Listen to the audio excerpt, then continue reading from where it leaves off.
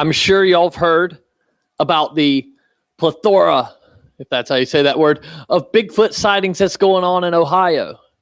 And it just so happens to be that there's a ton of Dogman sightings going on up there too.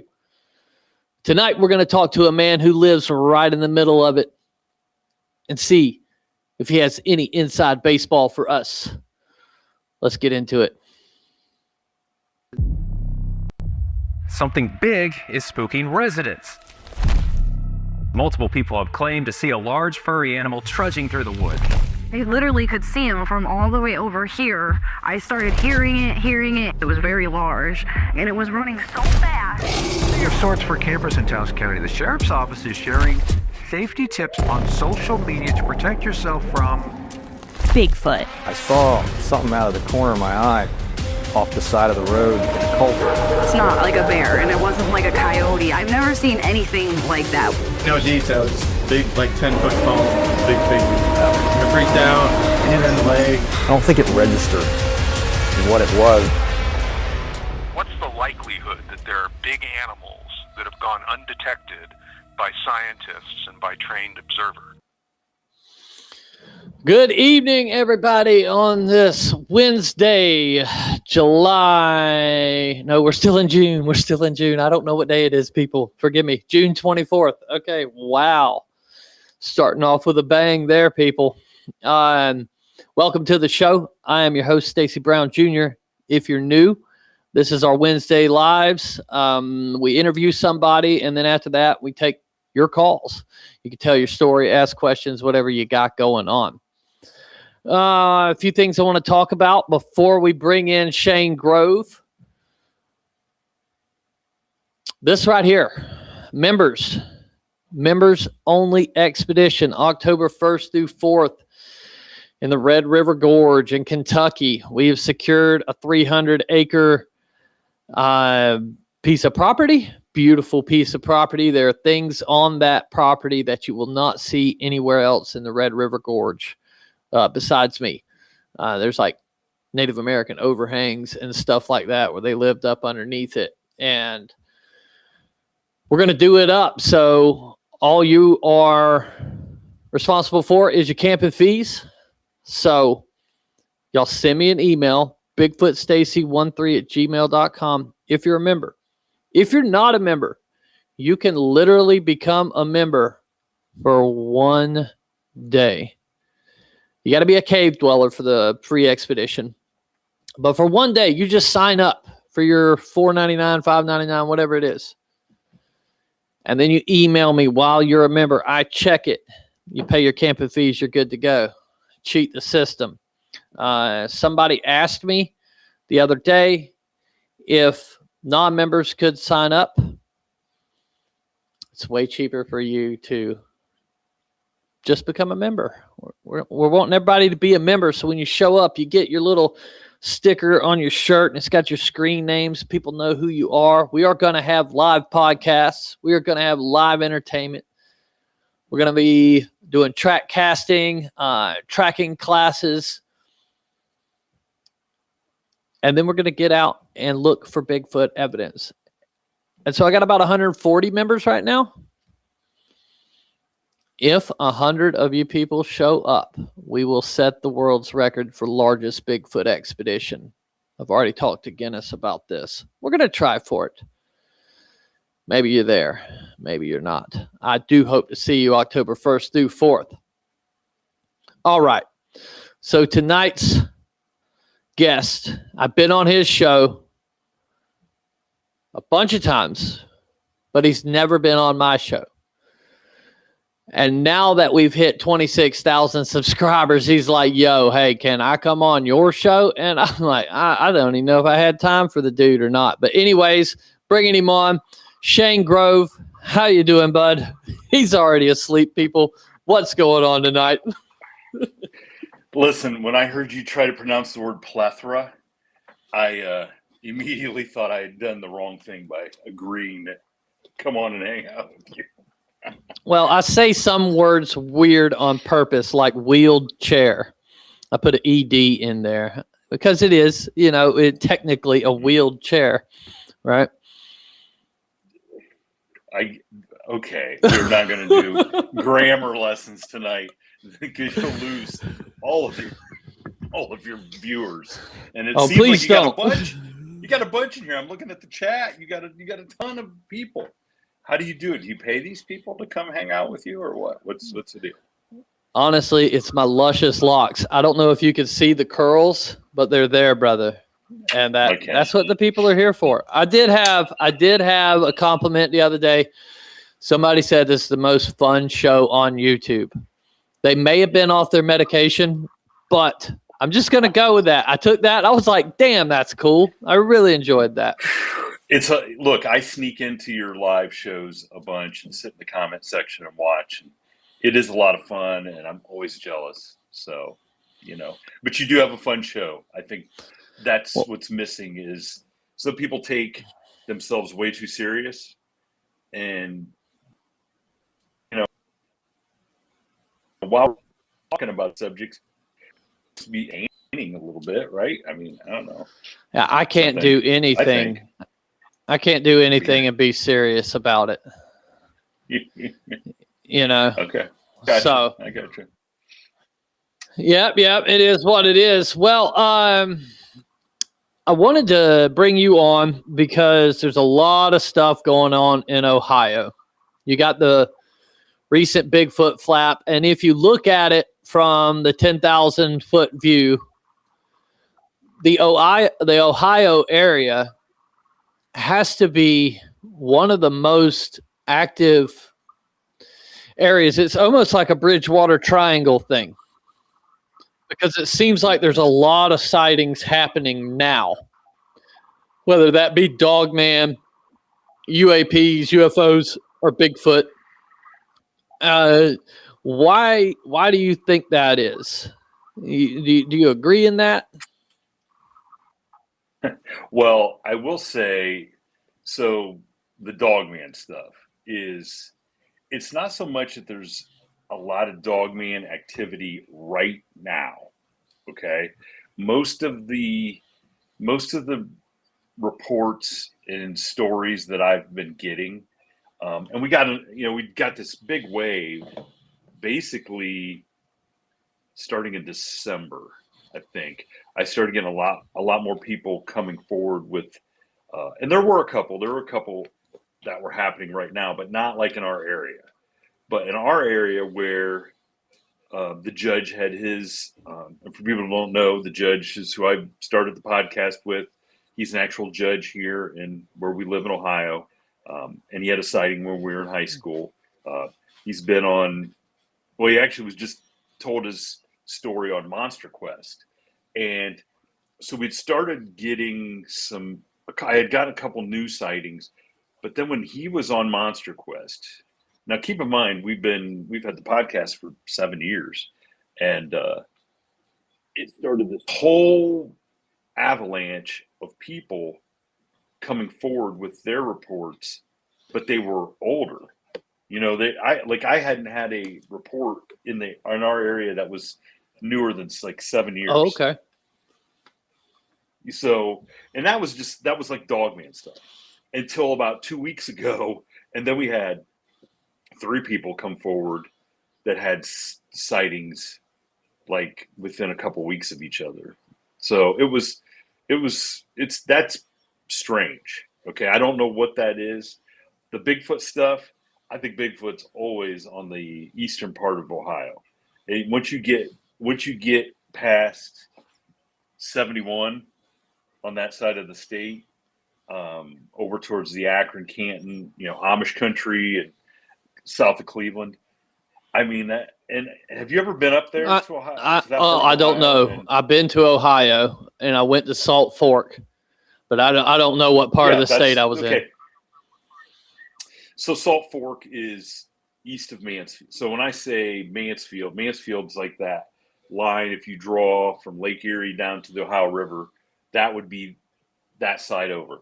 And I mean, there's Bigfoot sightings every week, it seems. Okay. Now, that flap that went on was, that's one of those deals where it kind of, I think Jeremiah did a reel, and it went crazy. And once he did that, reel, then more people came forward, which is what happens. I think nobody wants to be the first person in the pool, so to speak. And once somebody comes forward, then everybody else is kind of like, okay, I guess I can tell my story. And we've talked. I mean, I have a eyewitness that has a crazy story from that time period that happened within that time period. And, and these guys are reputable guys that I know that I actually had on the show before. And one of the guys involved in their sighting was a state employee. And because he was a state employee, he made the mistake of telling his employer about what happened. And they've kind of squashed right. it, which firsthand from down in Florida what happens. The state, for whatever reason, doesn't want people to talk about this stuff, especially that work for the state, people that could lend some real credibility to these sightings, so it's crazy. I still don't. That's what, and I'm not a big conspiracy guy. You and I go back and forth. You're Mr. Conspiracy. I'm not big conspiracy because I think, especially when it comes to the government, they're too stupid to get too many people together to keep a secret or whatever. But when those agencies like really put a thumb down on people just telling the truth, you're like, why? It doesn't make any sense. Just does not make any sense to me. I think the issue with them stamping it down and it being, if these people work for the forestry, or some type of agency, let's say a law enforcement guy saw it. Our local sheriff here made me pull the YouTube video down because it was one of the deputies that saw it while he was on it. Now, he also okayed us to film it, right? Because the sheriff's truck's in the background. And then apparently somebody was complaining that our police officers are being made a joke, and he made me take it down. So it could be something of that nature. When it comes to the government, you say the government's too stupid. Yes, in a whole, as a whole, big, if you look at all of them, yeah, it's a bunch of morons in there. But those are the perfect people that are going to be quiet and follow orders. And you don't have to tell everybody.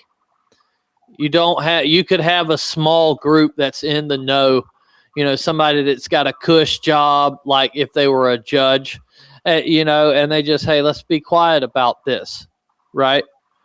But speaking of conspiracy, I see your hat that you're wearing. What kind of hat is that? Ohio State Buckeyes. It's Buckeye. So you, what's going on? Like, you're being forced to wear that, right? Because I noticed they lost to Miami in the playoffs. Listen, that's last year. Why are you talking about last year's stuff, man? We don't. Look, I see. Get past it, and we're on season. What are you talking about? Oh God, nobody watches that. How the Marlins doing? I don't even know. Like the Rays, they still got it. Who knows, dude? I think Randy Jackson quit pitching for him, and or it's Randy Johnson, the guy from American Idol, right? Randy Johnson, American Idol. I thought he was the bass player for Journey. Yeah. Hey, let me ask you a question, a serious question. Matt Moneymaker had came forward and said that all the Ohio Bigfoot reports were a hoax. Did you hear about that? I saw his comment on Glenn Atkins. Glenn Atkins made a post. Glenn Atkins is the guy up here in Ohio, and I've had him on the show. Super nice guy. I mean, Bigfoot researcher or whatever here. But he was kind of like Jeremiah's boots on the ground, taking the reports. Look, why is Moneymaker mad? Is he mad to go to the BFRO first? Is he mad? I mean, I don't know. I have no idea. See a reason he's mad, because how would he know? How would he know that they were fake? Because I'm telling you, the guys that I talked to, I believe their sighting, and it was right in there amongst the line of travel those creatures would have been doing. So I don't know. What's your take on Matt Moneymaker? I don't know him personally. I mean, we have mutual friends. We all have mutual friends.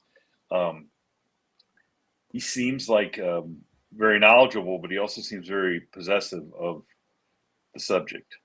Am I wrong? Yes, I will agree with you on that. I know Matt personally, and I enjoy Matt, right? Like, when you leave the room, or when he leaves the room, you will know what he thinks about you, whether that's good or bad.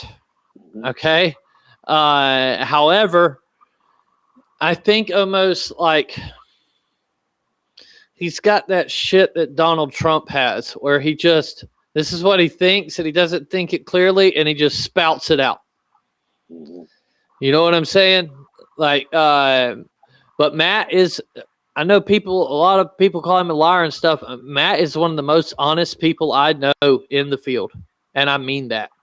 Like, I've seen him tell people some shit that I'm thinking, oh my God, this guy's about to kill you. But he can't help himself. There's a difference between being honest about something you really know and making a statement on a Facebook post that seemingly has come out of left field. Like, he has no, like, from what I read, and there might have been more, he has no proof to back up what he said. Well, from what I understand, he's taken the word of one person, right? Somebody that's told him.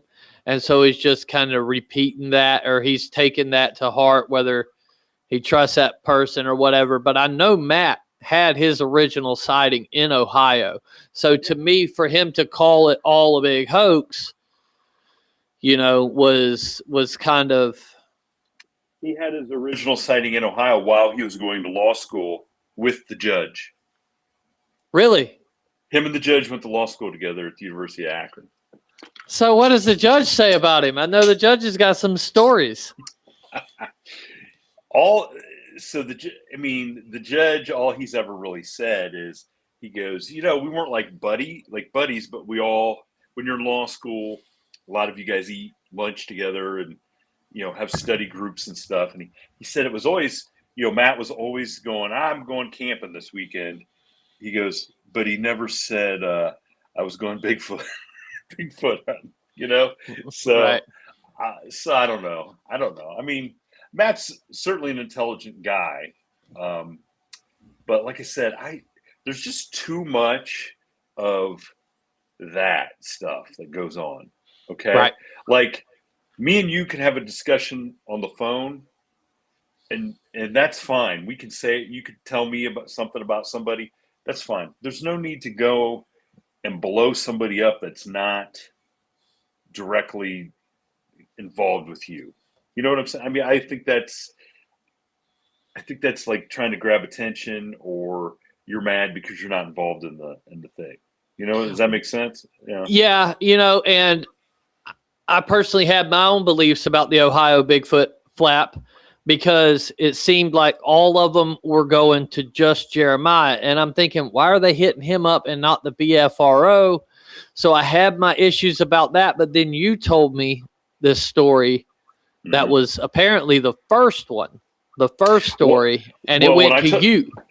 Well, when I talked to, this is how dumb I am. It was, so I clarified. I wanted to make sure when it was. So it was probably not the first. It was probably like the third or fourth day of when they figured out when it happened, or as it was happening. But this one didn't seem like it was. It seemed like this was something that was maybe going on a little bit longer than these things migrating. And I mean, I don't know why people contact anybody. Do you know what I'm saying? It's 100%, dude. It's like it's like people don't even know. I mean, we've been around for a long time. It's not like we're under a rock.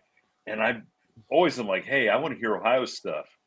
And then I hear like Jeremiah gets like starts like what's going on? But hey, it's great, you know, because like I said, then other people hear them in Ohio, and we have tons of listeners and fans in Ohio, and then they'll come forward to me with their other stories.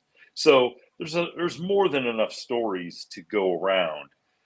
But it is weird. Like, he's not in Ohio, so why are you like? It's one thing if they're getting a hold of Wes. Like, I give Wes crap when he gets all these Ohio stories, but he's the big guy. You know, his name is synonymous. If you're looking up Bigfoot and you wanted to talk about it or learn about it, that's what's going to come up. You know what I'm saying? I mean, you know, it's the same thing. Like, I'm getting all these Dogman stories, but I'm not the dog. I mean, there's no Dogman's not in the title of our show. So, like, do people not want to go tell Vic Cundiff or what? You know what I'm saying? Like, why? Yeah. I don't understand. I think people are comfortable with the people they trust to tell their stories to, if that makes sense. I'm sure you get this too, but like, I get a good amount of people that tell me, hey, I feel comfortable talking to you about it. And which is wild to me. Like, okay, buddy, sure. but that's just how it goes. You know what I mean? Yeah. And like, there's no bigger compliment to have somebody come to you and say, hey, I haven't told this. My family won't. I don't even tell my family because they won't believe me. But I just want to tell you. You seem like you would listen to me, and I do. I mean, I talk to people all the time that don't even come on the show, that just want to feel better about themselves. You know, about what they experienced, and it's almost like you're providing some sort of therapy. You know. Oh yeah, and that's. I never wanted to be a therapist. I don't like that kind of stuff. Like, me personally, I hold a lot of my stuff in. If I open up to somebody, you're like one of five. You know what I mean? Like, I just try to put on the happy face all the time and everybody's good. And because I don't want to tell people my problems, because we all got problems. Yeah, we all. I mean, I almost feel bad when you call me and I'm on the mail route complaining about the mail route. But I don't. I do it anyway. You know, I know you don't want to hear my problems, but I do it anyway. Oh yeah, you tend to vent. But I think people get some kind of solace out of it, out of the fact that they can open up and get it off their chest, which is cool. I have nothing against people doing that. I'm glad we're here to help. But I would think of it as more of, you're sitting in your bed and the lights are out and you're listening to some spooky show, like Are You Afraid of the Dark or something like that, you know, and you want to hear some spooky stories. That's what when I got into it, that's kind of what I thought everybody would do. And some people do. I mean, I've heard some great ones, but I want to, because I'm looking in the chat here, multitask. I can do a plethora of things at the same time. But I saw somebody say something about a sheriff, and I wanted to go back to your deal about the sheriff down there in Florida. And that's exactly what we had up here in Ohio, which the people that are your, viewers and fans that aren't familiar with our show, and why aren't you familiar with our show? I don't know. Anyway, but back in December, I had a sheriff's deputy call me. He sent me an email, asked me to call him, and he was from Cincinnati, from Hamilton County, highly decorated sheriff's deputy. I think he'd been on the force 35 years, combat veteran. And when I called him, He had kind of said in his email he had seen what he thought was a dog man, but he had no idea, like whatever. So I talk to him. This guy was 10 days, 2 weeks later, is distraught, totally distraught. He'd never believed in Bigfoot, thought that was a joke, thought all this stuff was nonsense. Okay. So he has this sighting on his way to work, I believe, really unnerved him. And it was I mean, I don't want to say classic. I don't want to term it as classic, but it was a sighting that while he's telling me this, I'm getting an email. I was getting an email from somebody around here who had almost the same kind of sighting, Christmas Eve in 2014. Okay, up in our area, same thing, going around the road. There's this thing. They think it's a man standing in the road, except the sheriff's deputy thought this was a man sitting on a guardrail. Okay, until he came around, his lights were on it, and he saw it wasn't a man. So both of them, the thing's gets up on 2 feet, looks at him, kind of snarls at him, takes a couple steps, road. Both cases, one happened December of 2025, one happened December of 2014, 300 miles apart. Okay, but they're both telling me the same story. And I don't think there's any way the sheriff's deputy's coming on the show. You know, he just wants me to tell him he's not crazy. Okay, because he's like, I haven't told my wife. He goes, I'm in the house. I'm checking the windows. I'm checking the doors. And I'm like, man, you're not crazy. Here, check out some, listen. I sent him the Judge's episode so he could hear that the judge had gone through this. And, the judge, why people think the judge is credible, I don't know. I'm just kidding. Anyway, but so I thought that was it. And about a week later, he texts me. He goes, "Can I call you? Something happened." I'm like, okay. So he calls me, and across, like, he lived in this little neighborhood, and across the road there's this big wooded area. And he was out getting to his car, and he heard what he could only describe had to be this creature in the woods across the house. Totally unnerved him. He's like, what should I do? He goes, did you think the thing followed me home? And I had him describe the area. So in that woods were 2 houses. And I said, why don't you go back to those houses and see what they know? And he goes, are you sure? And I go, you're sheriff's deputy. Like, you could go ask these people some questions. And so, of course, he goes back, and the first house is this son. And he asks the son, he lives, knows who he is. And he goes, hey, you guys got a dog? I was like, no, we don't have anything like that back here. And he's like, did you hear something the other night? And the guy goes, I didn't hear anything, but why don't you go back and talk to my dad? So he goes back to the dad, and the dad comes out on the porch, and same thing. Hey, you're the sheriff's deputy that lives down across the road. And he's like, yeah. And he goes, hey, I wanted to ask you, do you guys have like a big, like, have you ever seen a big wolf-like, dog-like thing? And did you hear those noises the other night? And he said the guy's face totally changes and goes, we don't talk about that. Close the door in his face. Okay. So when that happened, he's like, I'm coming on the show. I have to tell people in my mind, I'm supposed to protect people. I don't even know what's out here. Okay. So he comes on the show, and has telling everybody, sheriff's deputy, what offer, and you know how many times? Because I know that because 3 days after it came out on a Friday, I think it was Super Bowl Sunday, he texts me or goes, can I call you? And he calls me. Here, the sheriff's department got wind of this episode because it was, I think, the highest listened to Dogman episode that weekend on YouTube.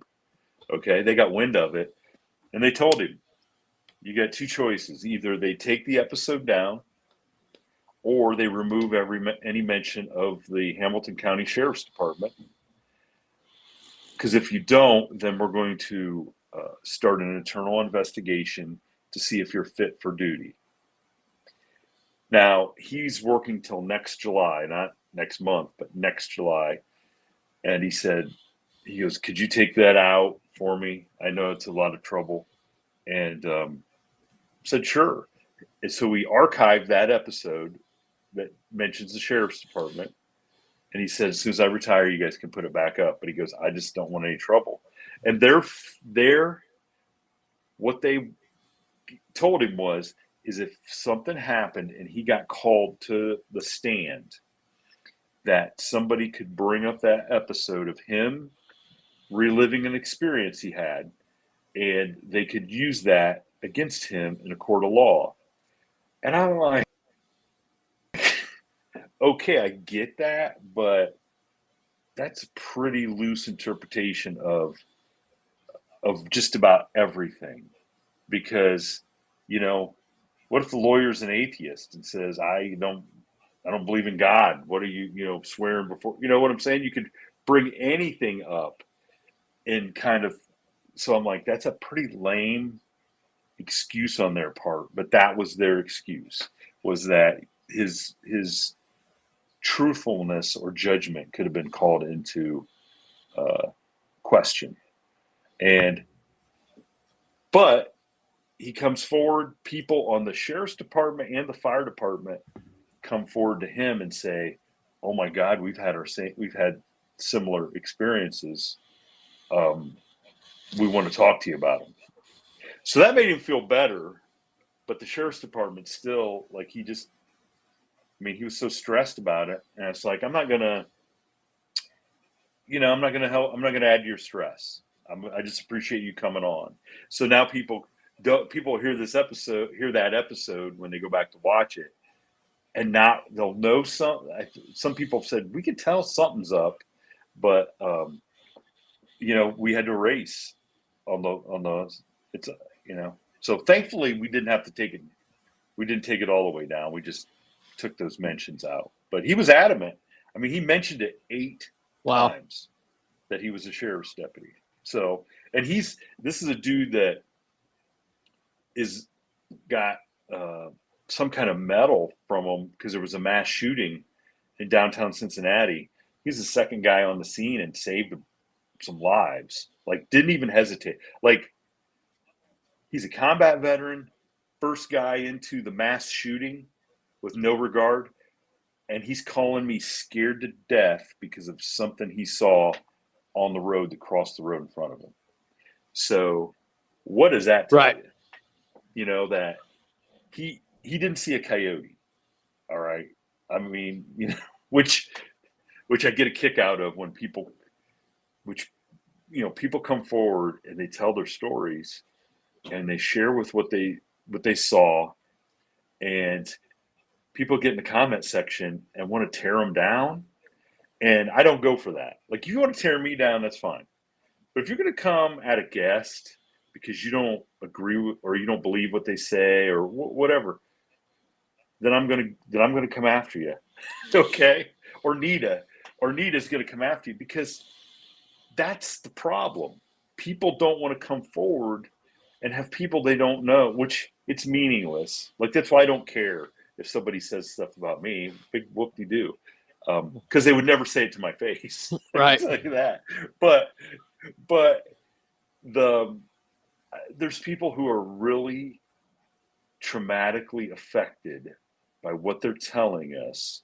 And sometimes it's a lot to get them to come on and share it, and then have some joker who doesn't know anything get on there and bad. It boggles my mind why people feel so entitled to weigh in on their opinion of that. Just go away. Like, why are you even on a channel like this if you're so narrow-minded that you don't? I'll have people comment about my videos, and it's clear they didn't watch the video. Right. And I'll ask. I was like, did you even watch it? Like, seriously, But you always have something like on my Les Stroud videos, you had people commenting that he must be broke and, saying these ugly things about how bad he is as a person. And for the most part, I'll leave comments up because the thing that these trolls don't realize is that you're pushing it further in the algorithm by commenting, Exactly. and Exactly.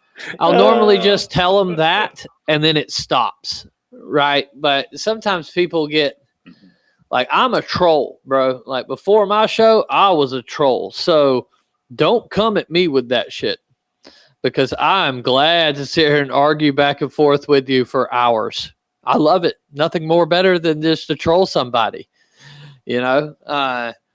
If I can get a guy who leaves a nasty comment to reply 12 more times, I've done my job. Somewhere, if Nita is watching, she's like clapping. She's standing up clapping right now. You go. Yeah. That's just, but the point is the people that, if you don't have a video, if you don't have a picture, if you don't have, it's, listen, most of these people are just glad to be alive because of what they perceive they were experiencing. Now, whether they were in imminent danger, who knows?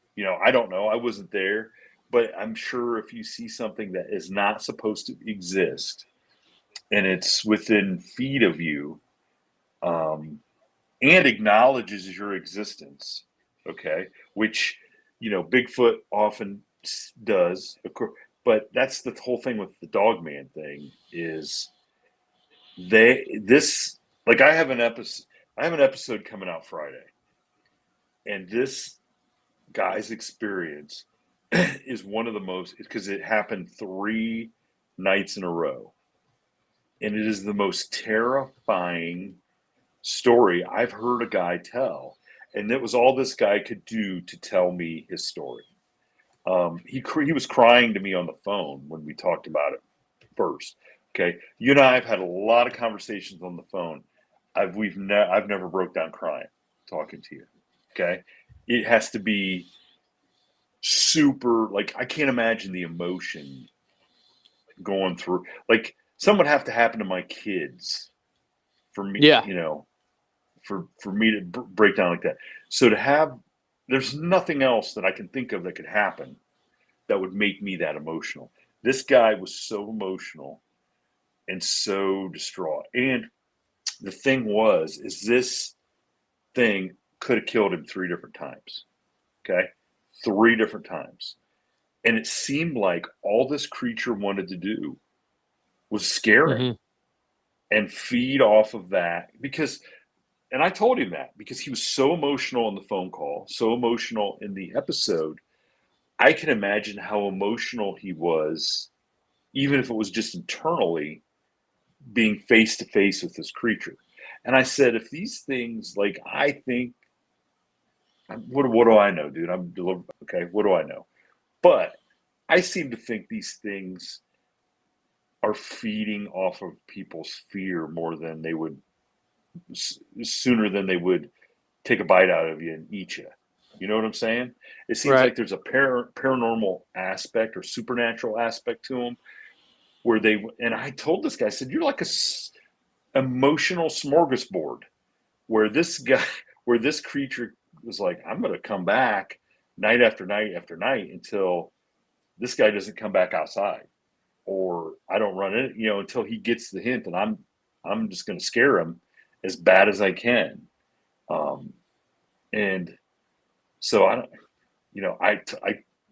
but what do you do? I mean, that's my best advice to the guy. It doesn't mean anything. I mean, I told him, if you know this thing's out there running around, of course I volunteered that I would call you and have you go check out the property because it's in Georgia and it's not that far probably from you. But at the same time, like, I don't think you can go hunt a Dogman. I just don't think it's possible. Like, because I don't think they're always here. You know what I'm saying? I don't think they are like back in a den along the fence row like the coyotes are. You know, I just don't think they are. I think if you were going to try, you would have to make yourself the bait. You know what I mean? You'd have to put yourself in the position to where it would come to you, where it would feel like it had the upper hand, the high ground, where it felt safe coming towards you. And then you could unleash whatever your plan is, right? What's the plan? Exactly, right? I don't know. Like Now, what do you think these creatures are? Because from what it sounds like, he had his encounter, the sheriff, right? He had his encounter, and then what, just a few weeks after talking to you, he has something going on around his house? Now, how long was in between his encounter and when he spoke to you? I believe his encounter was December 7th, and I only remember that date because that is number one, Pearl Harbor Day, Larry Bird's birthday, Oh my and God. my anniversary of my ex-wife. The other second biggest bomb that happened on December 7th. Anyway, so it was like 10 days, maybe. I think about 10 days. And then it was within the next week but here's the other tidbit that, and I didn't ask this guy from Georgia, and I'll have to ask him off, I'll have to text him or whatever. But I was looking, so the sheriff's deputy gave me the exact location, and we put it in the episode. And so a lot of times, which you probably do, you'll look at the area on Google Maps or pull back out and just see what's around there. Okay. And not far from where he was number one, a place they call Mount Rumpke, which is Rumpke is I don't know if they pick up garbage down in Florida, but Rumpke is one of the big garbage haulers here in this part of the United States. And they have a huge dump there. But just beyond that was a gravel pit, which, like a stone quarry gravel pit. And I didn't think anything of it at the time. But the guy that was emailing me about the sighting he had on Christmas Eve of 2014, it happened on a road that I probably drove up and down 1,000 times going to school. Like, it was in my old neighborhood, like growing up. Okay. The next crossroad was Temple Road, which is the road the judge had his sighting on, except it was 2 miles to the east, but it was right in front of National Lime and Stone, like right in front, like right at the entrance, which is a big gravel pit. Like it's a 600-acre gravel pit. It's huge. It's two country square miles. Okay. And I'm like, wow, that's weird. That's two. So, and then I got 4 more sightings, including the one that happened about 2 weeks ago tomorrow. Happened right around that National Lime and Stone. I'm like, okay, what's good? So then I got another sighting that happened 7 years ago in a town called Upper Sandusky, which Upper Sandusky is 15 miles to the west of where we live. And this guy was going, we would call it a river bottom. Us farmers, we'd call it a river bottom. But he was going this road that was going into Upper Sandusky, and it's a huge, like a huge field, like it's huge fields on both sides, but it's low. Okay, there's like a ridge around it, so it's a river bottom. And this creature ran in front of this guy about 2 or 3, like he's driving home at night from work. And when you pull back on the map, and I didn't even have to pull back on the map because I know the area. If it was kept running the way it was running, it would have crossed the divided highway, and boom, there's a gravel pit. It was called McCarthy Stone Quarry or something. I knew the daughter when we were in high school. She went, but it's like, okay, there's 3 sightings, and one had a bunch of sightings, and they're near now. is that just because there's gravel pits everywhere?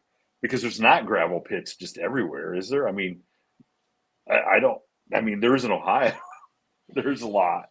Probably every couple counties there's a gravel pit, but We have you like know, limestone. There's some kind of mine every state. I don't know. Maybe not for Georgia. Georgia's just a big hunk of crap that nobody wants anything to do with. But try to keep them people out of my state.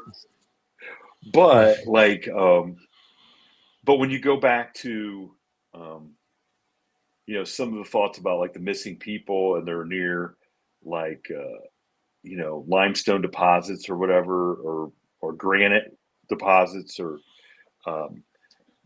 you know, do they? There's always water in these gravel pits because they invariably hit a spring or something. Right.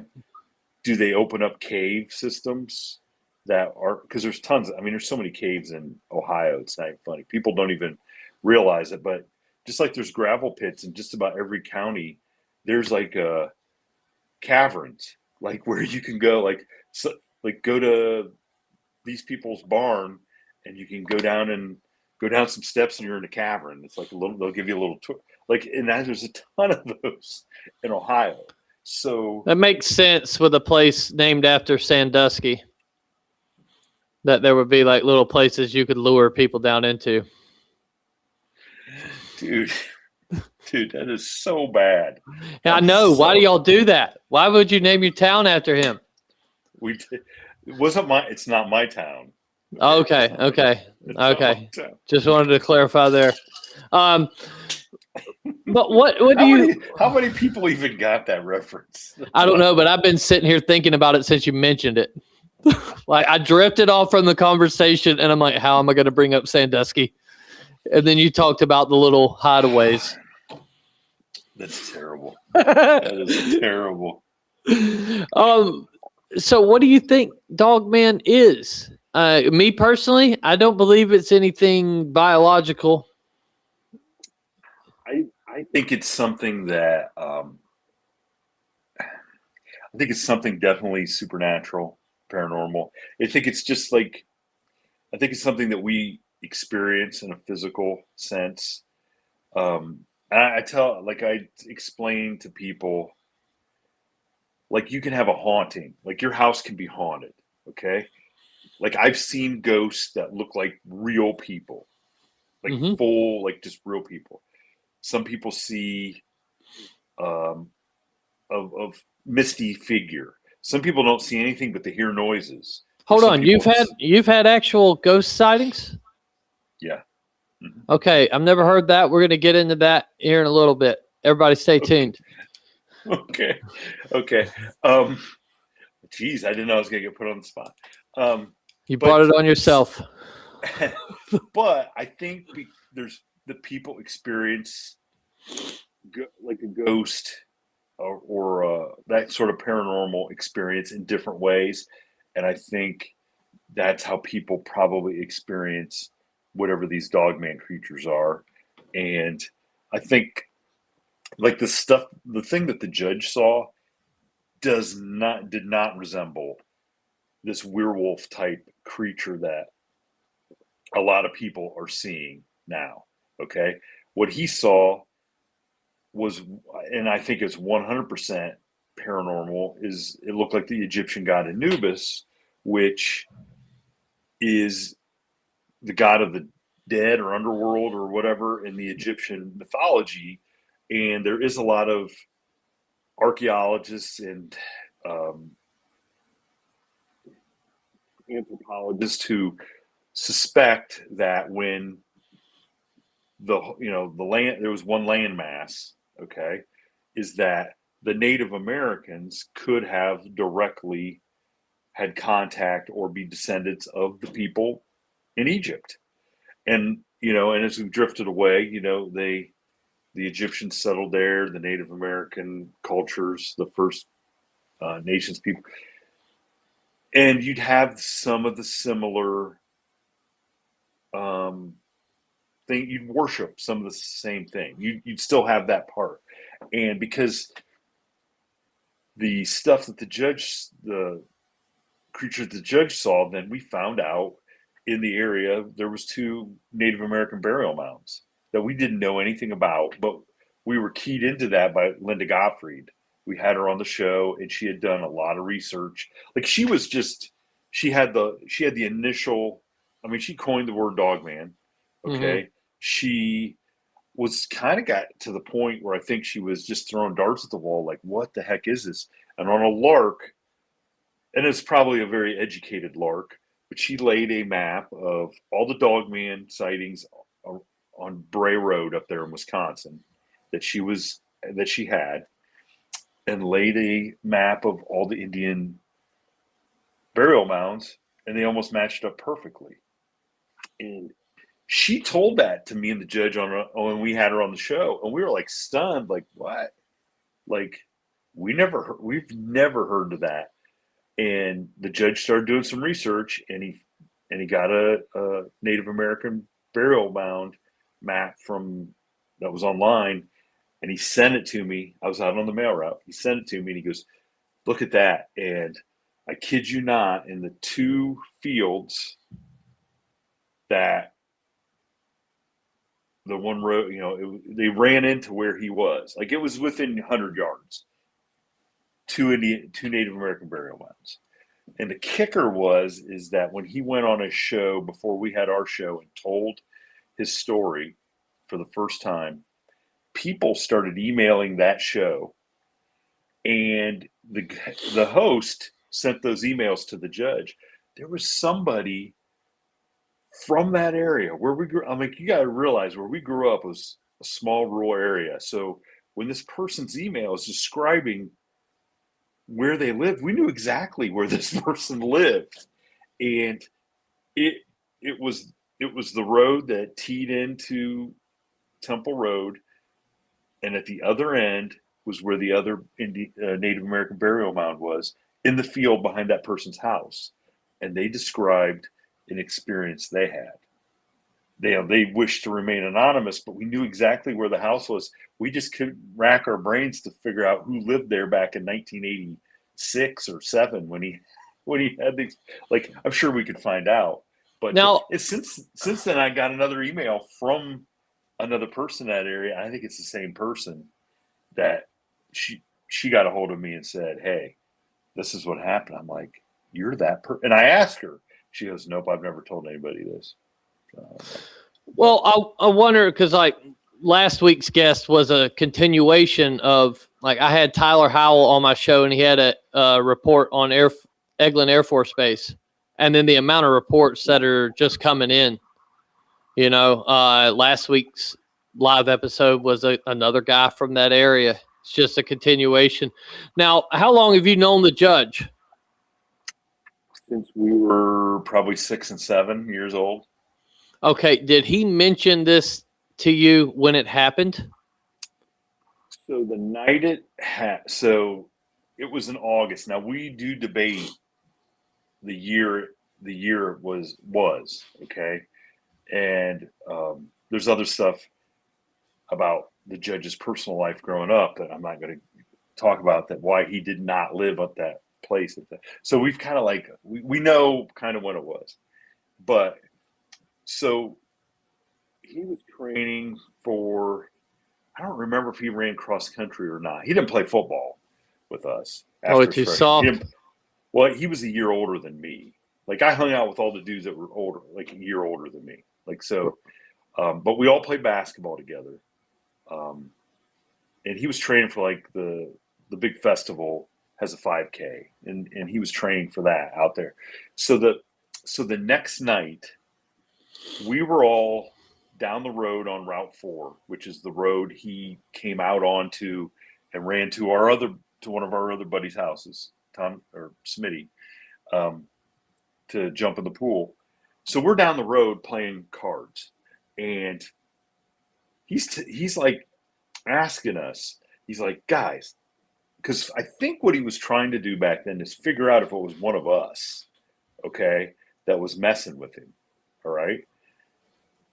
First of all, none of us, have you ever ran through a cornfield? Naked. Have you ever? How far did you run?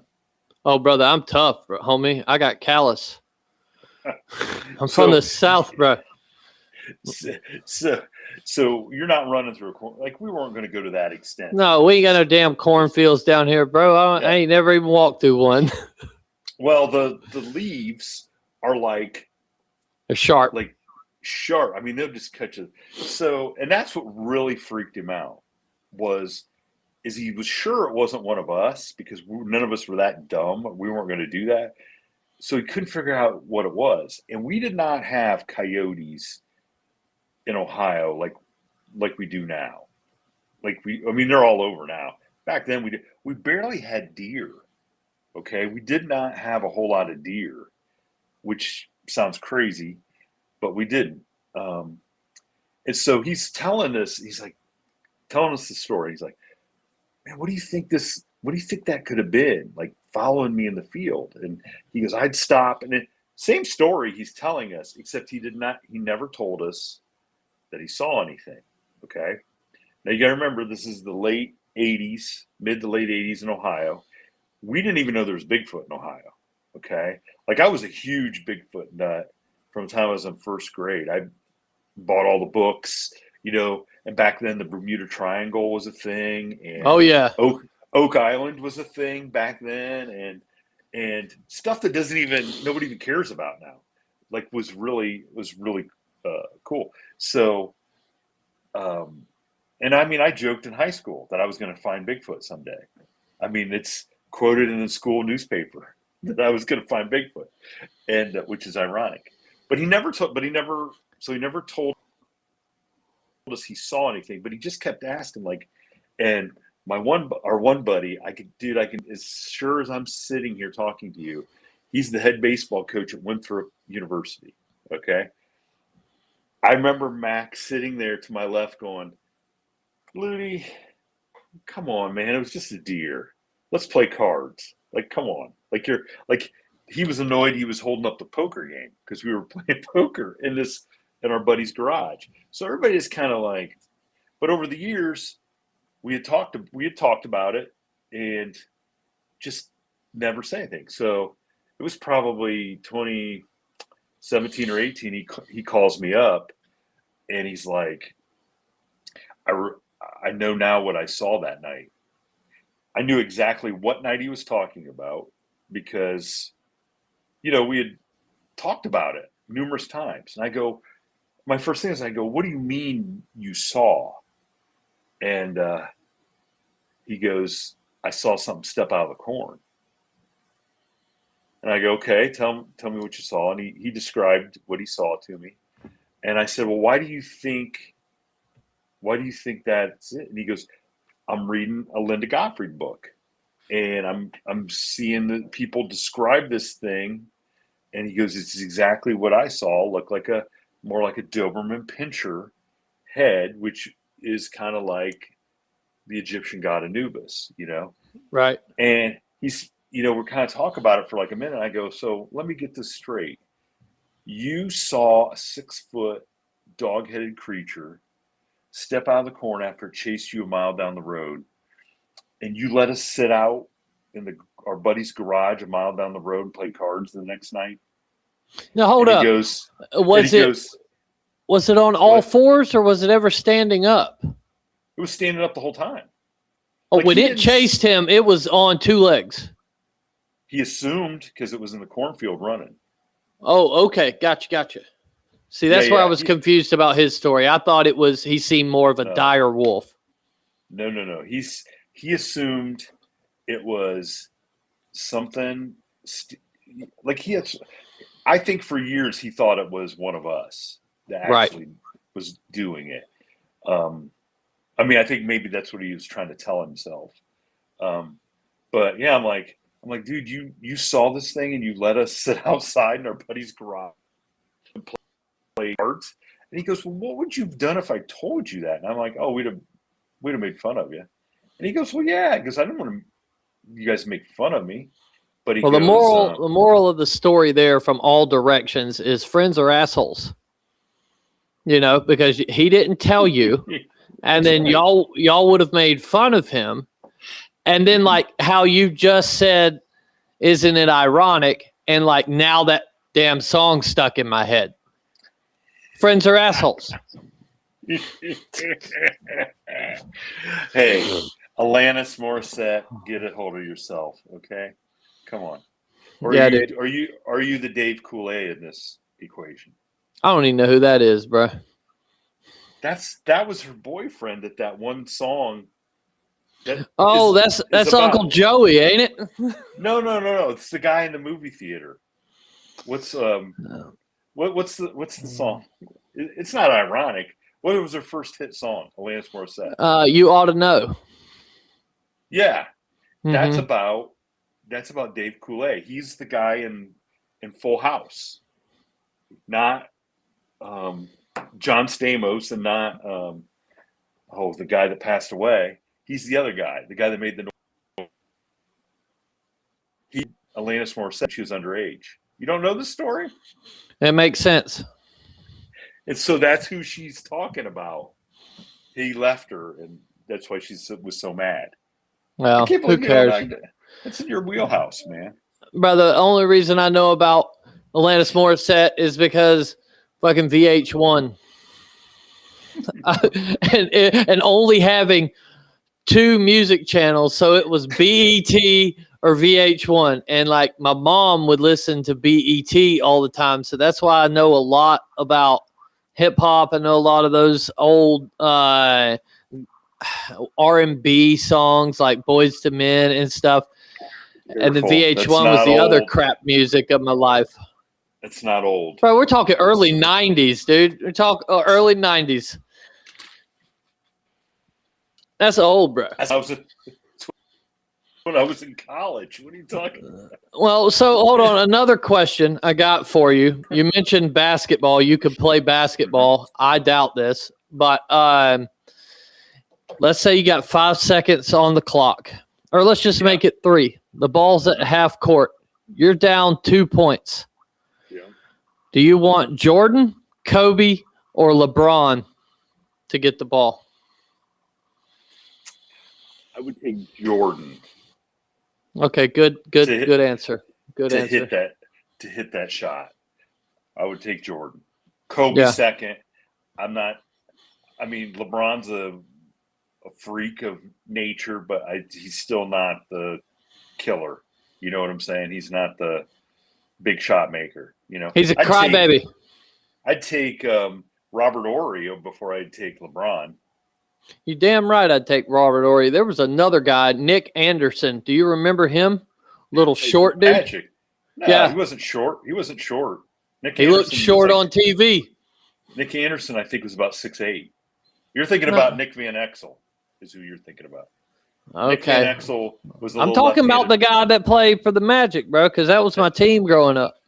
That was Nick Anderson. He played for Illinois and then Well. played for the Magic. He looked short next to Shaq. So I thought he was a little I thought this was a little man, bro. I thought Jordan was a little man. I was thinking this dude's out here like 5'10", 5'11". Jordan is big. He's like 6'5", 6'6", yeah. I had no idea. But anyways, enough basketball. People aren't here for that. What got you into doing your podcast? The judge, because the judge went on 2 shows and told his story, and then we started getting those emails that Mhm. got forwarded to him, and like I said, I always loved that stuff. Ludi always loved paranormal stuff. By the way, if anybody has not heard him tell we call it the Wind story about his daughter, and her paranormal, as a parent, it'll send shivers down your spine. But I was around when that happened. Like our kids are the same.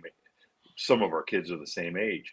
But so he's like, so the judge is like, dude, we ought to start our own podcast, and maybe people will come and tell us their stories. Now, at this time, I'd never even listened to a podcast. Mhm. I had never listened to anything. Me and the judge neither one of us is technically gifted at all. Like how do you even do this? And as luck would have it, I had been on a movie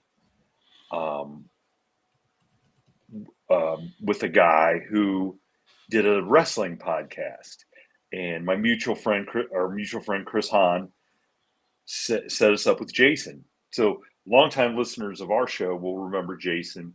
He was part of the show until he passed away. Looked like James Harden, big bald-headed black dude with a big beard.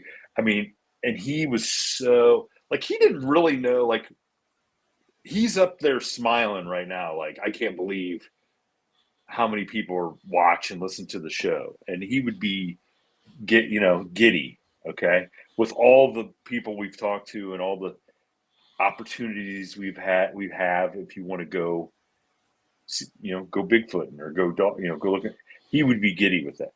And so we just, like, had no idea what we were doing. We just started it. First 100 episodes are pretty sketchy. Like because it was hard to get people to like we had to get a lot of people who were quote unquote in the business. Okay. And, we probably, the first time we had you on was in the first couple 100 episodes. Oh yeah. I remember talking to Jason because I believe he was the one that contacted me about it, being on the show. Yeah. Yeah, probably. And, but we had a lot of people who wrote books or had shows or something like that until people started coming forward. And then it was word of mouth and now I gotta be honest, I get asked all the time by people that have books, like big time people with TV shows, that want to come on. And, Jay Rich says Dogman is just as real as the people who believe in the Miami Dolphins. They're real. Thank you, Jay Rich, because we still believe in the Miami Dolphins around this mug, and we always will. And that's mainly because I have a mailman. I have a mailman, but one of my best friends in the post office, and he's a huge Dolphins fan, and he's got a tattoo like that on his arm. And bro, the day I turned 18, my dad took me to the tattoo parlor and we got matching dolphin tattoos. And then when my son turned 18, he went and got it on his own and came back and showed me. I damn near cried, bro.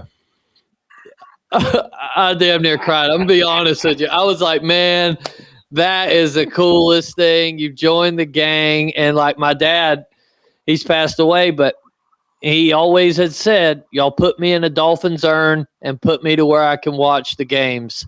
So he's sitting on the mantle in there and he can see the games, and I still sit down every Sunday and watch them with him.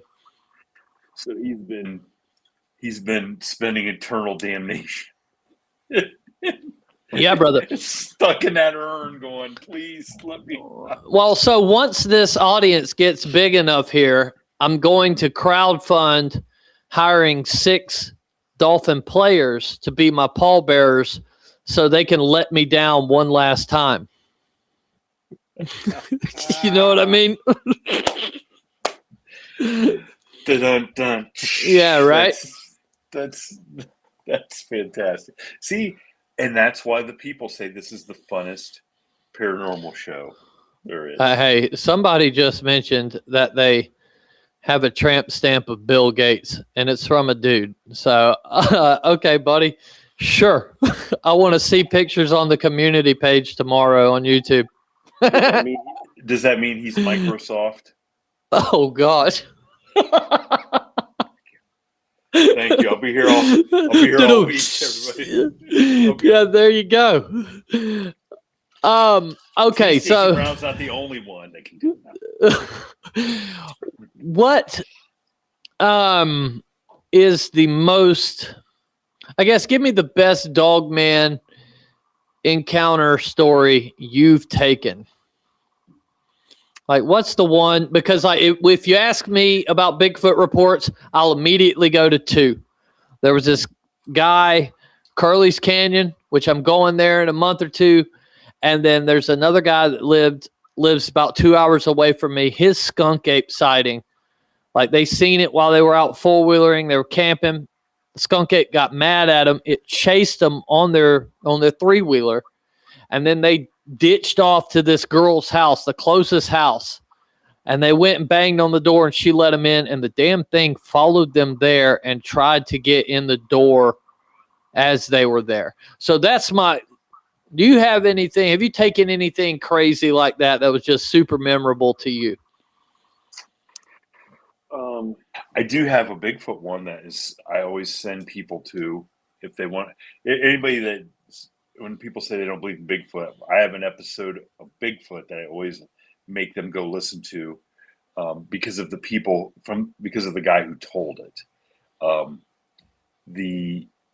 gotta be honest, Friday, I hate to do that, but Friday's episode is the craziest Dogman in totality, okay, that I've heard. Now, there was a guy, and I'm terrible with names, and I cannot remember where it was, but this guy saw, so he was up on his back, he was home alone. I think he was at his parents' house out in the country, and I want to say it was in Kentucky, Georgia, somewhere in there. And I think he took a shot at one. And the next thing you know, the house was surrounded. Okay. Okay. And at each door, and he was so terrified telling the story. I don't know how people, we think of ourselves as actors. I can't make myself cry. Can you? Yeah. I make myself cry and vomit. I could puke. I could puke right now if I wasn't trying to gross people out. If we were like, "Hey, Stacey, throw up right now," I'll throw up right now. I'm not sure that's acting. That's more like something Johnny Knoxville. I need to call Knoxville and have him. But this guy was basically resigned to the fact he was not going to make it out of that house, and he locked himself in the most inner room in the house, and just waited it out until the morning because he thought, and there's why, and he knew they were at the doors. Okay, why didn't they come in? Like the skunk ape that followed those people home. You can't tell me a skunk ape can't break down a door. No, dude, because I had an experience where I was out at a property, and I told this encounter on Monster Quest. I was walking the trail, and I heard this it sounded like crying, really, really bad vibe I got off of it. So I got out the damn woods and went and sat on the porch of the cabin. Then I went into the cabin, and while I was asleep, something walked up that porch and just started beating on the door. I don't know if it was pulling or beating on the door, but there was only a little chain lock holding it. And I promise you, had I snatched on it hard enough, I could probably snatch that. It was just a little chain, the ones you slide in the track. And I don't know why it didn't do that. Is it almost you have to be invited in? Or my dad thought that it wanted me to come out and chase it because that's what I would do on the property. When we were pretty sure it was Bigfoot, we would run after the thing. Never catch it. But why? Because it was a game for it? Like it was fun? Entertainment. You know what I mean? Because that's the line where I'm like, these things, there's no way, the way people describe them, you've had firsthand accounts, their size, and there's just no way they just couldn't rip every single one of us apart. So it's either Bigfoot and those creatures are way more human than we can imagine, and they know that that's not something that if they do that, then it's going to cause more harm to them because then more humans are going to come with guns and kill them. I don't know. It's a matter of survival. But these dog, look, I am around dogs all day long. Dogs are not nice when they don't want to be. They're not nice, and they're very territorial. And if you're in their territory, they're coming after you. Like the smallest dog's going to try to bite you. So why don't these great big, like this guy I'm talking about, like why didn't these things break down the door? Is it because of the that's why I think there's the paranormal aspect to it, is maybe they can't. But why? Right. Like there's really a rule? Like is there a book we don't know about? Is there a rule that says, "Oh, look, you can't go inside. If you go inside, you're grounded for 2 weeks." Like Well, we also don't know. I mean, because a dead man tells no tales. Yeah. You know what I'm saying? To quote Johnny Depp in the Pirates of the Caribbean. But yeah, how would we know if they didn't kill somebody? Yeah. Yeah, I guess you're right, but wouldn't you think I mean, I don't know. I mean, I hear the numbers of missing people, and you take a look around, you're like, there's really that many people that go missing all the time? And it may not be that astonishing to people in bigger cities or whatever, but like where I live, like there's like 2 people that have gone missing in 50 years. You know what I'm saying? Yeah. Like it just doesn't happen. So Well, I think a lot of that, when you see like the missing 411 books and stuff, after reading those books, I came away, and I have a problem with being too skeptical, and people call me a 4-letter word that starts with a D. But I just came away with that. A lot of it was botched police investigations. That's why there's so many true crime podcasts, because there's a lot of botched police investigations.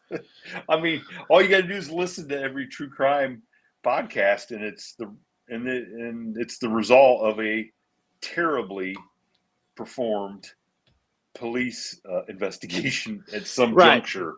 And that's also what bothers me about, like, when people are like, oh, well, he's a police officer, so now he's credible. It's like, bro, I'm friends with police officers. They're some of the dumbest damn people I've ever met. You know what? It was just somebody that took the job, bro. It ain't like they plucked us from a young age and like, hey, this guy's super good at, estimations and seeing things like that. It's like, no, that is just another guy that when he goes home, he drinks liquor or he does whatever else. He's complaining about the meatloaf. He's just like the rest of us. More times than not. Yes. More times than not. And that's what the judge will say too. He goes, I don't want people to think because I'm a judge that you should believe me any more than you should believe anybody else. He goes, but I have more to lose by coming forward and telling the story. He goes, that's the aspect I want people to understand, that if I am not afraid of what I could lose, then somebody that's not in the same sort of situation should maybe hopefully find the courage to tell their story. But I got a great Bigfoot report from a guy last week, and I told you they had like audio of, they thought it was wheezing on the other side of the fence.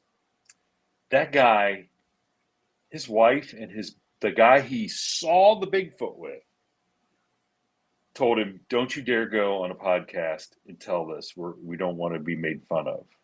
The wife goes, I don't want you to be made fun of, and I don't want to be made fun of, because she's the one that recorded the audio. And the other guy's like, I'm not going to do it because I just don't want you to be made fun of. And it's like, seriously? You guys know, like, who cares who makes fun of you? And he's like, well, people at work, and the factory that he works at, those people are making fun of him. And it's like, you said, like, bunch of dudes working at a factory. Like, what do they do? Like, yeah, like, who are they to make fun of somebody because they experienced something? And There's dude, so when many I first, people so many people won't tell their stories. when I because of first that. came out with it, because I never had a problem talking about what I was doing. Because I could care less if you're making fun of me. Like, if you really bother me, then that's a whole different issue. But for the most part, you're not going to bother me.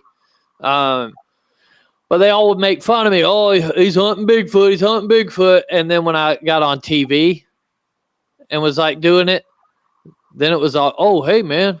You know, they were all interested, wanting to go themselves. But why do you think Bigfoot, Dogman, this stuff is taboo? Because, like, my grandparents, it wasn't taboo to them. It wasn't taboo like before the 60s where I live. People just talked about it. The booger, the monkey man.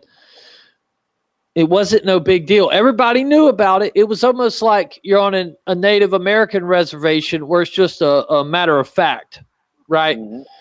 But then something happened. And nowadays, you're a nut job if you believe in Bigfoot. Why do you think that is? But who's calling you the nut job, though? Well, it's just the general public's perception on all of it. You know it's there. Well, I think the problem is it's the groupthink. Is I'm gonna act like I agree with everybody in the group, so that I don't stand out myself. But as soon as the group's gone, then I'm gonna go talk to the guy about my experience. And it's that whole thing of people don't, like I said, don't want to be the first one in the pool. Okay, you have to be pretty self-confident in yourself. And like, I don't, people say stuff, people don't make fun of me in the community at all. I mean, maybe behind my back, but I'm not going out there also and saying that, hey, this is what I'm seeing. I'm just giving people a platform to share their experiences. And I tend to believe the majority of people have experienced something that they can't explain, and you kind of want to help them get to the bottom of it and share their experience. So I don't care. I mean, like I said, nobody's going to come up to me and give me any grief, but not everybody has that. Okay, not everybody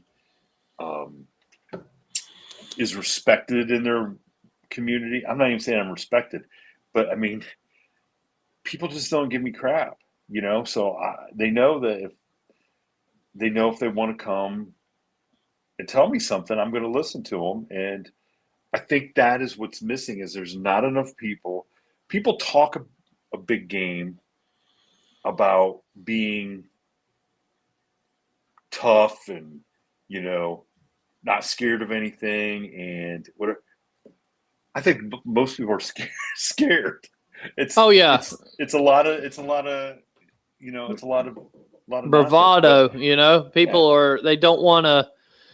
I'll be honest with you. When I'm camping out there by myself, I'm terrified.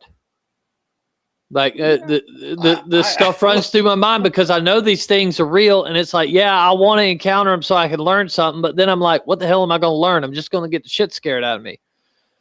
I tell people, ask me all the time to go, okay, and I say, hey, look, I am a Bigfoot cryptid enthusiast. I'm not a researcher, okay. I mean, if you ask me to go somewhere, I might humor you and go somewhere just so we can hang out and maybe, I can get a different perspective, and it would help me talk to people. But I'm not going out there because I believe people's story. Like, I'm not going out to Temple Road and ride my bike up and down every night, hoping that a dogman wants to follow me. I believe what the judge, I've seen how scared he was, how bad it shook him up. That's proof enough for me, and even if him and everybody else was completely off the rockers and making it all up, I'm good. I don't need to go out there and prove. You know what I'm saying? Like, I don't need that kind of you don't want to prove it to yourself, though. I gotta be honest, and this is just between me and you because nobody's watching. I'm too tired and old to go out there and do that stuff. Like my days of going out into the woods and traipsing around and doing stuff at night, that's like 25 years ago. Like, Oh, come on, man. I mean, like I said, I'll do it. Like, I think we're going up. So I'm going to have a live. I'm going to have a. Oh, this was a great story. You asked me about Dogman. Okay. About one of the best stories I heard. So I'm going to go live Sunday night with this guy who was on about a month ago. His name's Danny. I think Stacey should take deep into the swamp to look. Okay, Mike and Manitoba. Okay. All right. Oh, Manitoba Mike, bro. Oh, he's always got something funny to say. But so this guy, okay, Nita makes these reels from our guests, okay, and she captured this. This guy is a general contractor outside of Cleveland, one of the most well-spoken guests I've ever had on, and he collects experiences. So he'll go to somebody's house and they'll do some work, and if it's in an area where it's very interesting looking, he'll say, "Hey, you live out here in the middle of nowhere. You ever had any experiences?" And he said he was out near between Ashland and Mansfield, Ohio, which is not that far away from me. And he was at a retired school teacher's house. She lived in this house. Her nearest neighbor was a mile down the road.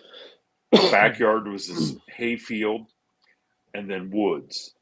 Like, she's literally there by herself. And he goes, "Hey, I want to ask you this before we leave, but you ever have anything weird happen here?" And he goes, matter of factly, this little lady goes, "Well, you mean like the werewolf family that lives back in the woods?"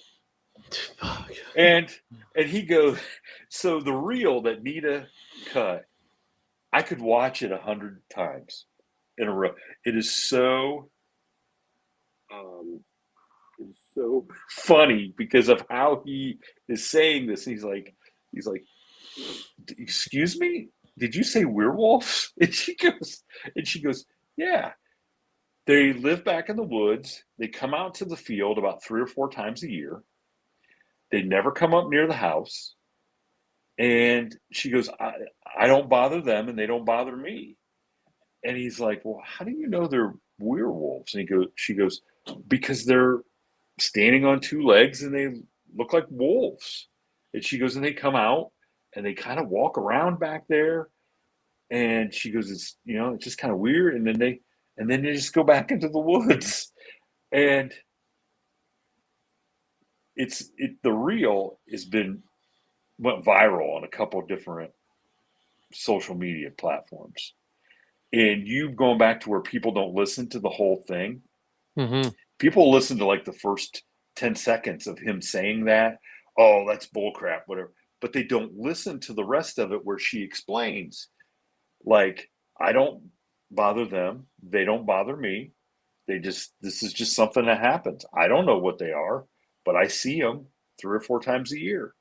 And they don't come up and bother me at the house." And so, like, and he was shocked, and he's heard a bunch of stories. And in fact, he's one that, and like I said, we're gonna have him on Sunday because he's got more stories to tell, and he's so well spoken and stuff. But he had a really cool.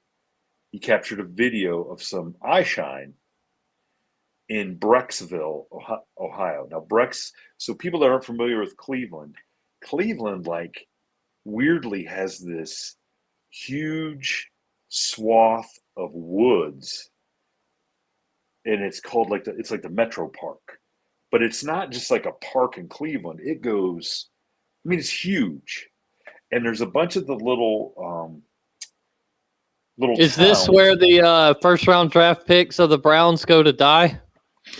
It's where Helltown is. You know Okay. you know that story about the abandoned town? No. You have to Google it. It's I am. It's a town that the government just got everybody out of. And it's in the middle of this park system. And but so all these like little suburbs of Cleveland butt up to this, so they'll have like a little park that goes into the bigger park. And I was just to Brecksville. My wife had to remind me that we had been there this spring. But he said, him and this other person, he said, if you go to this area, you can hear them deep in the woods. He goes, especially in the summer. He goes, you can sit there in the car, put the windows down, and you can hear them in the woods. And he goes, they're not coyotes. They're not, but he goes, they have to be Bigfoot. There's no other explanation for what you're hearing. And he's a Bigfoot, he researches it. So he took somebody and they went down the trail into the woods, and they had a flashlight and they caught this eye shine. And it is it's like 7 foot up in the air. And it's the video, we played the video on our episode with him. And it's like 35, 40 seconds of this eye shine doing this, like going back and forth, hiding behind a tree, and then peeking out. So what is that? Like, is that Shaq? Because he played for the Cavs at one time. Okay. Would he, tell me what that is. I don't know what it is. Right. But Phil and I are going to try to go up to Brecksville and just go to the area and sit. I'm like, I don't know if we're going to walk into the woods, but I'd be curious to see what you could hear. I would like to do that. I mean, there's a part of me that the one experience I did have in the woods with Stacy Boo and some other people. The problem is it doesn't scare me. Okay. And I know it doesn't scare me because I'm kind of, for whatever reason, numb to it. So I'm afraid that I would be not scared enough.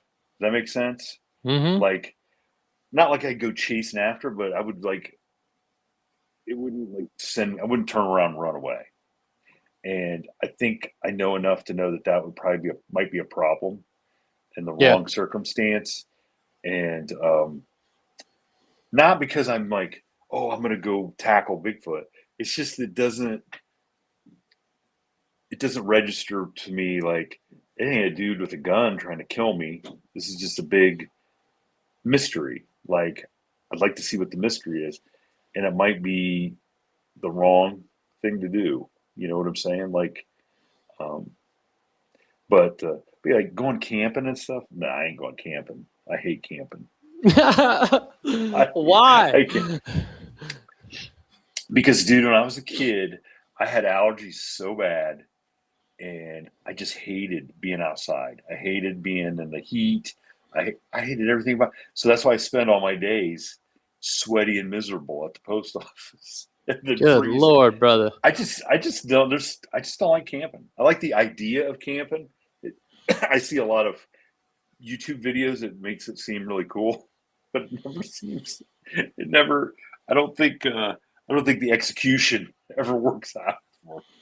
But I've heard some crazy camping stories that, like, it just blows my mind, man. People are brave. I will say that. People are seriously brave. And I around 2013, 2014, I guess up until like 2016, I would just camp at this property where I had my encounters and stuff. I would just lay a tarp down and sleep on the tarp, and I was hoping that I would get woke up by one. And that's still kind of my thing. But back then, I was not scared. I didn't have this fear. And then I had an encounter, that one where it was banging on the door.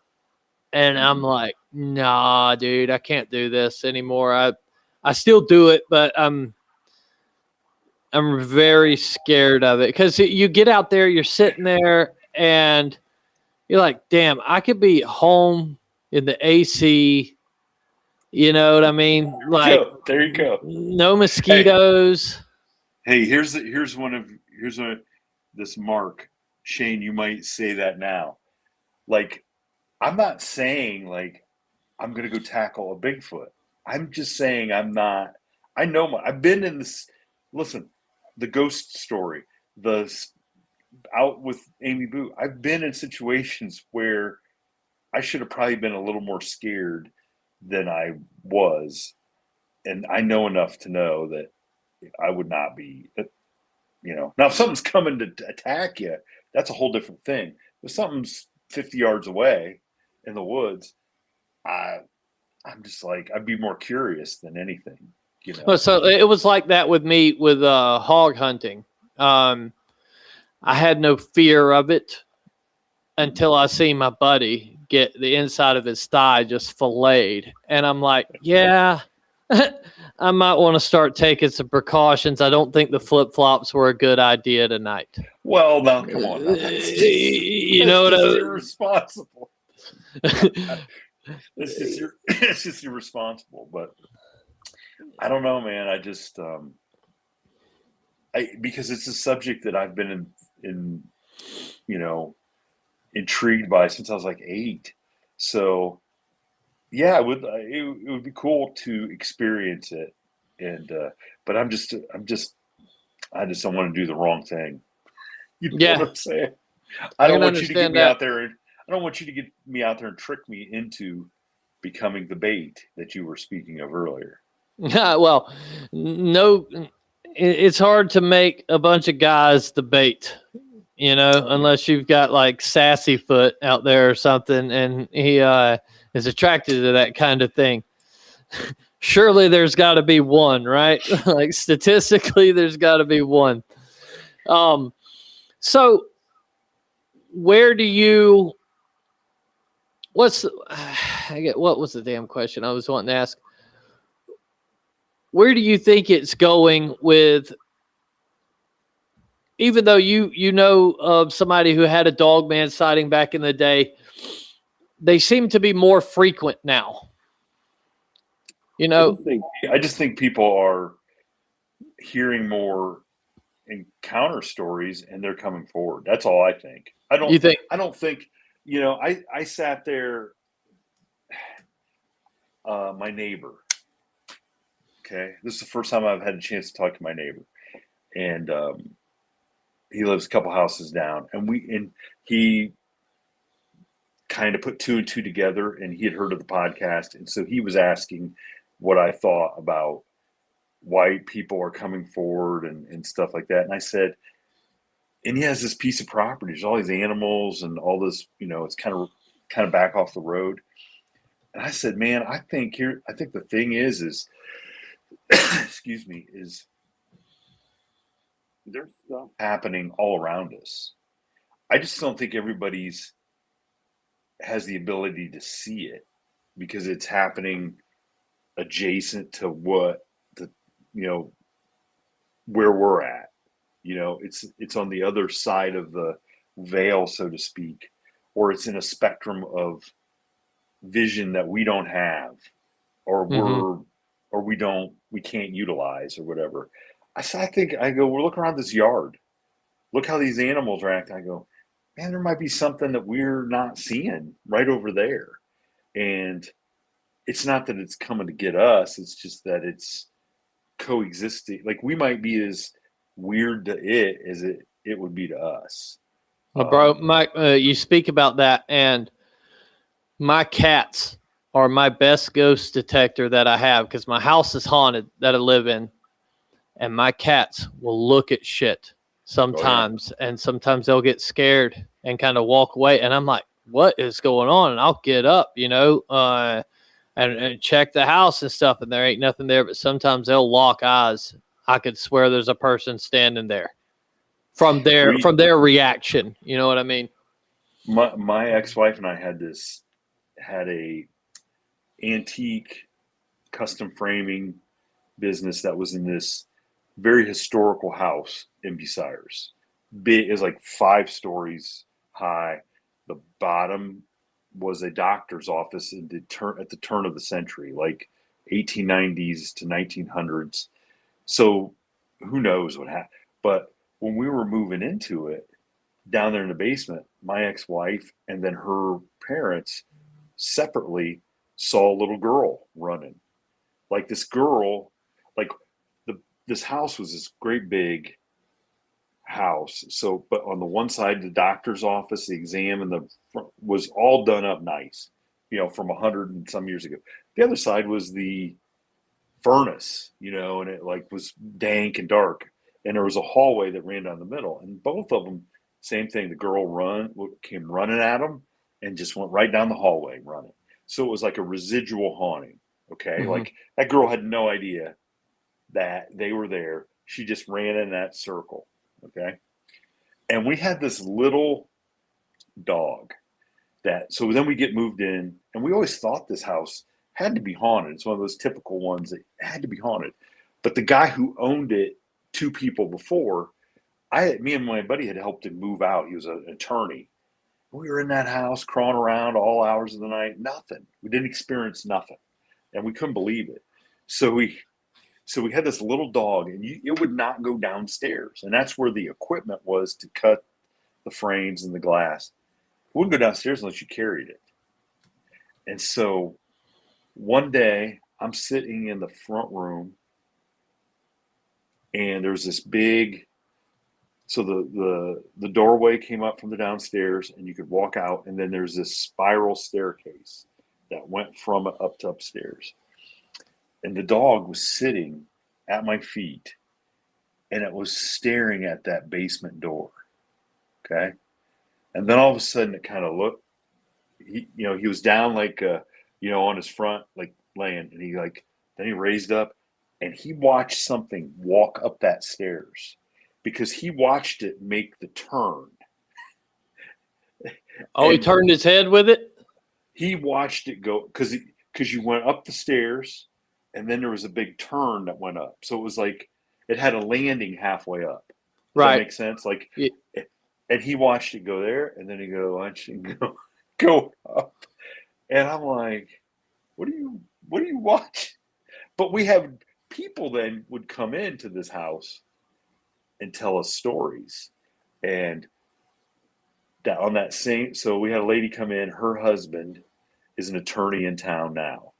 And at that time, when the previous attorney, this guy was fresh out of law school, and he had the bedroom was his office at the top of those stairs.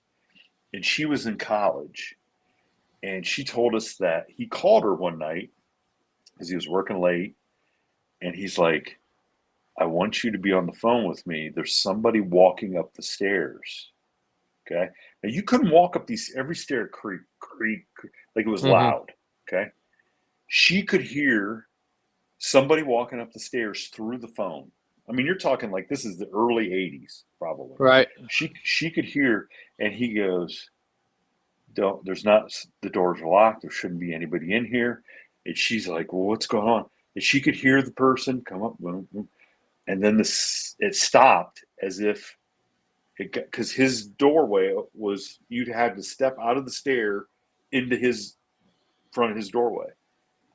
She goes, who is it? He goes, there's nobody there. Like she heard the stairs through the phone. Right. He sat there. And but in that house, I never saw anything. Like I said, but do you want to hear my ghost story?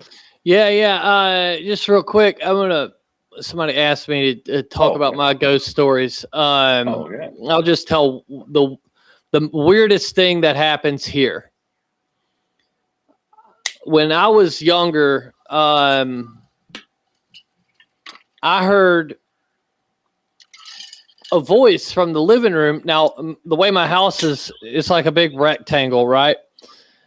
I'm in my dad's room doing something. I can't remember what I was doing, but the living room is in the middle of the house, and then the den, which is where we have the daycare, it runs outside of the house, right? And I heard somebody say Stacy Jr., and it sounded like my granny. Now, my granny had been dead 9 years, right? So I run in there.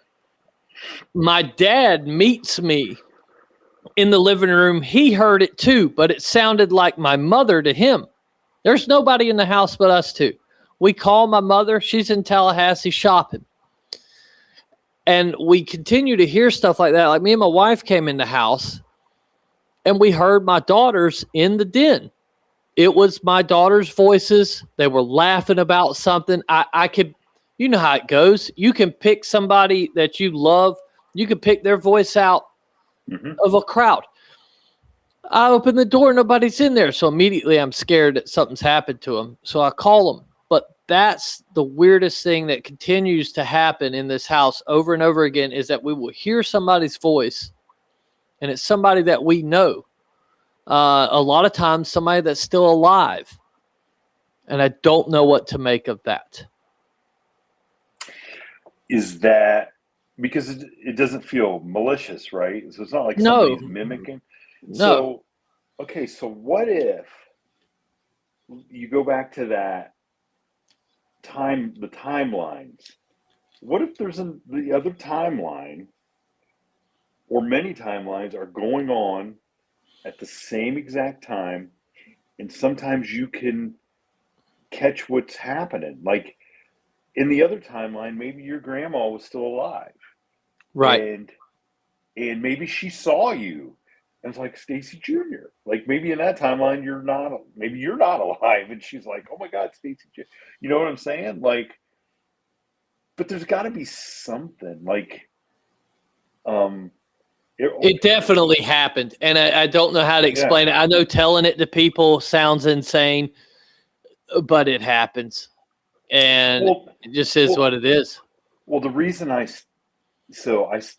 stopped at the neighbor's house and finally introduced himself was my brother-in-law used to live in that house before I ever knew him. Okay.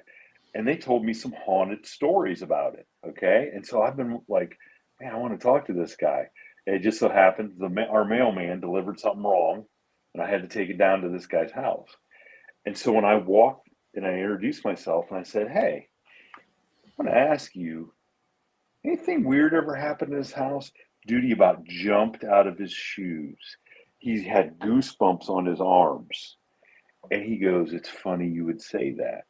And he told me a story that his mom died like 2016, and she had just died. He was sitting there in a chair, and he said somebody came up behind him while he's sitting in the chair, and it sounded like his mom, and said, "Hello." And he goes, he jumped out of the chair like, "Oh my God." Well, and he goes, that's the only thing that happened. So then I proceeded to tell him the stuff that I had heard that happened, where my niece, when she was a little girl, so my mother-in-law and my brother-in-law's ex-wife, they would always hear somebody in work boots come in the house. And he worked at a factory, and they'd be like, what's he doing home already? And you hear this clump, clump, clump, clump. Nobody's ever there. And then one night, my niece, who was real little at the time, was rolling the ball back and forth with her mom. And her mom was sitting in another room, and they were rolling. And all of a sudden, my niece looks over down this dark hallway and goes, "Mommy, who's that man standing there at the end of the hallway?" And they jump up, the little girl, my niece, she sees this person plain as day. Well, here they start doing research. The guy that lived in the house decades before, he had been killed in a terrible train accident. He worked at the rail yard, and he got pinned between two trains. And so they think what they were hearing was him coming home every night. And then he was standing there watching, them play, not realizing like he wasn't supposed to be there, Right. But I always go back. You've seen The Others with Nicole Kidman, right? Yeah. Yeah. So I always go back to that movie, like, how many times do we infringe upon ghosts who think that we're the ghosts in their life? You know, like they're like, what are you doing? And that's why people who have hauntings that are the ghost seems angry. It's probably like, get these things out of my house. Like, what are they doing? Yeah. You know? Well, I'll tell you what, the ghost that I saw at the Lizzie Borden house was the only time I saw a ghost. Well, that I know of. It looked like a normal person. Mm-hmm. And it left me with the thought of how many times when I'm out and about driving during the day, do I see people that are not with us anymore? And then it also led me to another movie idea about picking up a ghost in my Uber ride. But we'll talk about that later. So my ghost experience is exactly like we and you. It could be the same thing. So it was a Saturday. I was coming back in off the mail route. Okay. And I mean, this is just like it happened yesterday. And in the post office, the room is a great big room. And then all of our mail cases are around the outside wall. Okay. In the middle is where they throw all the parcels and the hampers or whatever. Back then, the supervisor, she had a desk in the middle of the room. Okay. So I'm the last guy coming back in. The truck driver going to Cleveland walks past me. And I walk in pushing my cart. And I look over, and standing by the supervisor, she's at her desk. But standing at the corner of her desk is a girl. Is like a 10, 11, 12-year-old girl. And I knew she had a daughter, but I had never met her. Okay. And the girl looks at me, smiles, and nods her head, like nods. And I grin at her and nod my head. I go over into my case and I'm putting my stuff away. And I lean back out and I don't see her. And I go, Ellie, what happened to your daughter? And she looks at me. And she's like, now remember, she's sitting at the desk. The girl is standing at the corner of the desk, like 3 feet away. She could have reached out and touched this girl. And she goes, what are you talking about? And I go, your daughter. I go, she was standing right there when I walked in, right by your desk. And she goes, no, you're thinking of last night. Well, the night before, this clerk had her daughters in. And their girls were running around or whatever. And I go, no, I don't. I know what happened last night. I go, your daughter was standing right there at the corner of your desk. I nodded and smiled at her. And she smiled at me. And she goes, we're the only ones here. And her face went as white as the sheet of paper sitting here. And I just go, oh, okay. And went back. It didn't affect you at all? No. I was just wow. like, oh, okay. So I put the mail away, and then she was freaked out because I was leaving, and she had to stay. She had to stay there till the truck driver came back because he was going to another office, and so she had to wait in there by herself. And I told her, she goes, "Tell me you're kidding." I go, "No." I said there was a girl standing right there, and so as far as I was concerned, if I hadn't asked her, if I'd have just if she'd have got up from her desk and went back into the other office or something, and I would have thought that was her daughter to this day. Yeah. But because I just asked, because I was gonna have her introduce me to her, just to be nice, and so that led me to the same thing. How often do we see people that aren't really there? And we had this woman on, Sonia the Psychic, one time from Cleveland. And I asked her that question. I told her that story. And she said, probably more times than what you realize. And because think about, you go to Disneyland, how many people are at Disneyland? You wouldn't even know. You would never think to step back and look at all the people you can see, and does somebody stand out for a reason? Does somebody disappear? Like, I mean, you go to a Ohio State football game and there's 100,000 people there. How many people are not there? Are there any of those old guys ushering people that don't, like They're Ohio State fans, so they're probably not all there anyways. they're always there in spirit? Come on, man. Right. Come Well, on, man. so like when I seen the one, I was fixing my camera gear because we were doing a live stream from that house, and I turned and looked. My buddy Bill Brock and Ken DaCosta and this demonologist were there. They were standing in kind of a triangle formation, just talking to each other. And this lady was standing. She never acknowledged me. She was just standing there with her hands behind her back, and she'd look at the one who was speaking, and then she'd turn her head to the other one, and she was dressed in the period clothing. And we had a mock trial of Lizzie Borden the night before. So I didn't think anything of it. Like, we had people running around the house that were dressed like that. And then as I got done, they started going up the stairs there out of the basement. And I stopped them. I said, "Hey, do we need to put a mic on that actress?"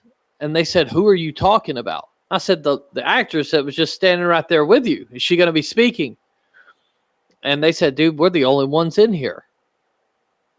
And then, like, brother, it was like all the blood run out of my head. I was just like, felt dizzy, and I still expect them sometime in my life to come up and be like, "Yeah, we snuck some girl in there and we let her out."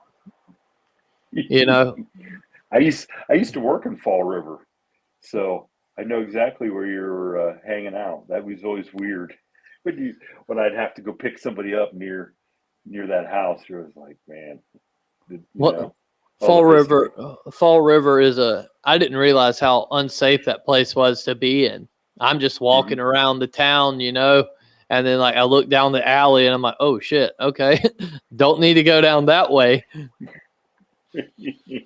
Yeah, Fall River and New Bedford had some places where, because I worked for Enterprise Rent-A-Car at the time, and you'd have to go pick people up, and you'd be in places like, I shouldn't be here. Like, just like you said, like, I got no business. I got no business being here.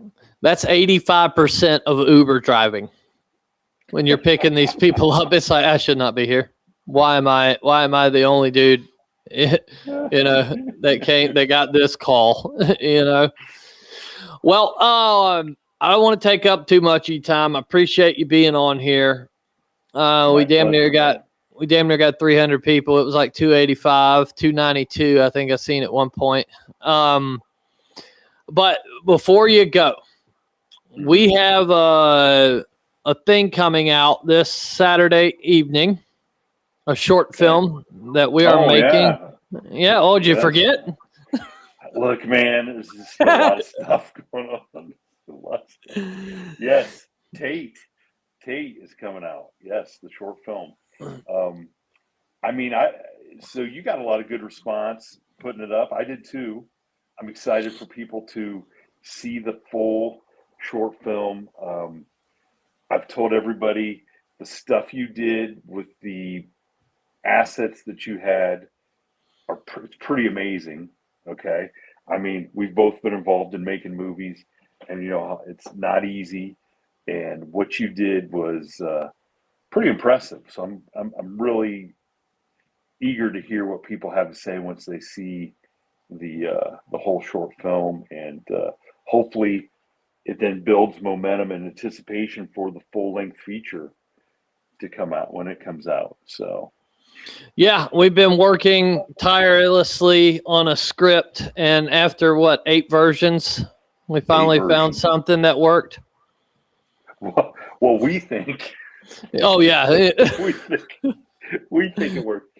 So we'll say. I think we were pretty happy. The one actor we wanted to be in it loved the script and got it, and really was excited about it. So hopefully that is a indication of things to come.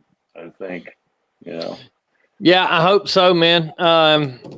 It would be cool to see the fruits of our labor out there to everybody, you know?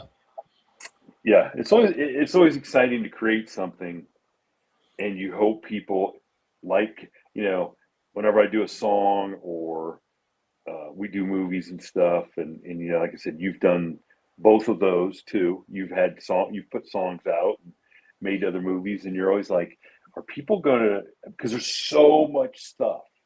I Mm-hmm. mean, there's so much stuff. It's like, how do you stand out and get people's attention? And here's the thing: is you've got amazing fans. I've got amazing fans. People enjoy both shows, and I don't know if they always know how important they are. Not just to our shows, of getting other people to watch and enjoy our shows, but also like this stuff. Like going and listening to songs and sharing them, and going and watching the short film and the trailer and stuff. And it's super important, because that's the best way, is when somebody says, man, you got to check this out. It means more than like going and taking out a Facebook ad, and you know what I'm saying, and Yeah. having it. I like the fact that people are sharing stuff and talking about it, and so I hope people enjoy the short film when it comes out, and like I said, it gives us momentum going forward, because November will be here before you know it. Yep. And when you get down here, one of those days is going to be spent looking for the skunk ape. So I do want to take you to Weeloney, where we see the lights, where I can call up the lights. And November is a great time for it. So maybe one evening we'll ride out there. That would be interesting, because who's a big non-believer is David Wade. And David Wade would be somebody to take out there and show that to too, because he'd be like, come on. He'd think you were messing with him. Yeah. Well, I would like to have him explain it, because like the last guy that asked me to, well, it wasn't the last guy, but I had a guy that was skeptical, and he just popped off, hey, let's go see the lights, bro. They were like, when I tell you there were 500 of them, there were 500 of them. And they were just all around us. Yeah, all around us. It looked like we were on Narnia or something like that. It was wild. That's insane. Yeah. And sometimes they're like basketball size, sometimes, and it would just be one. And sometimes they're like golf ball size. It's all different kind of things. And Les Stroud, I took him out there, and he got a telepathic message when he was there. So that should be in his new documentary, because he only had a couple of those, but he got one when he was out there, and he didn't feel that it was from a Sasquatch. He felt that it was something else. It was pretty wild. Okay, I'll have to ask you about that off. Yeah, for sure, brother. I'm curious to see what he thinks that is, because that's just. Well, what was weird about it is like crazy. He went one way. One of his cameramen went the other way, and then when we got back in the truck, they both at the same time talked about this message they got in their heads. They both got it, and they didn't know the other one had it as well. And see, when you're witness to that, there's no questioning that, like when you're witness to that happening, that synchronicity between those guys, it just reinforces, that there's something bigger than us. Yeah, it terrifies me, like I just. Hey, it'll be all right. If they wanted to get rid of you, I'm wondering about what they're going to do to me after I pass on. That's my issue. Science. Yeah, when I can't give them these hands, bro. When I ain't got these hands to give them. So. Well, I appreciate you asking me to come and hanging out. It's always fun to talk about this stuff. I hope your viewers. No, didn't get we, bored. brother, Hope they we've enjoyed kept this. we've Hope kept they an enjoyed audience themselves. and it's climbed. Tell people where they can find you. We want to get you over 20,000 subscribers. You're right there on the cusp. What do you think? Like you're slumming it with me? No, or I'm what? not What's going slumming it on? with you. You can go check us out from the Shadows podcast on YouTube, everywhere else. Definitely, if you are into the Dogman subject, Friday's episode is going to be off the hook. It's going to be one of the most emotional and intense stories it is that I've ever heard. So I'm hoping that people will go check it out and listen to Victor's account of what happened, and I think they'll feel the same angst that he felt, and and what I'm hoping is that more people from his area will come Yeah. forward and say, because he really thinks he's losing his mind, So, but the problem is, it sounds like the 100 other Dogman eyewitnesses I've talked to on and off the show.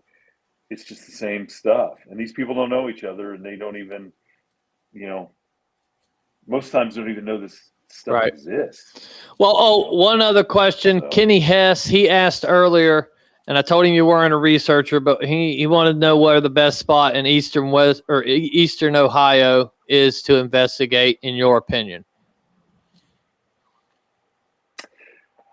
Anywhere around, well, I'm going to tell you, pick a place up and down, but like Salt, I don't want the people at Salt Fork to hear me say this.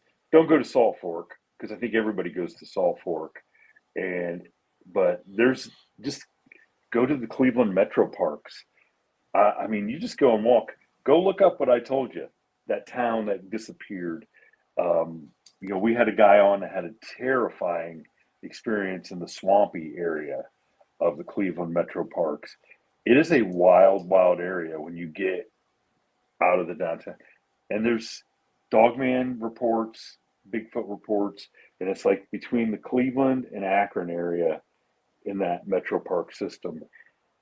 I think if you go out, you're going to, sooner or later, you're going to experience something. I mean, it's not a guarantee, but I mean, too many people have said stuff. And it gets you away from, down there around Mohegan and stuff like that. I mean, that's very squatchy territory, but so many people focus on that area. I think it's, and in that area, if you're getting on the wrong land, you're going to get shot by a Nice to know. landowner. Plain and simple. Plain and simple. They don't mess around.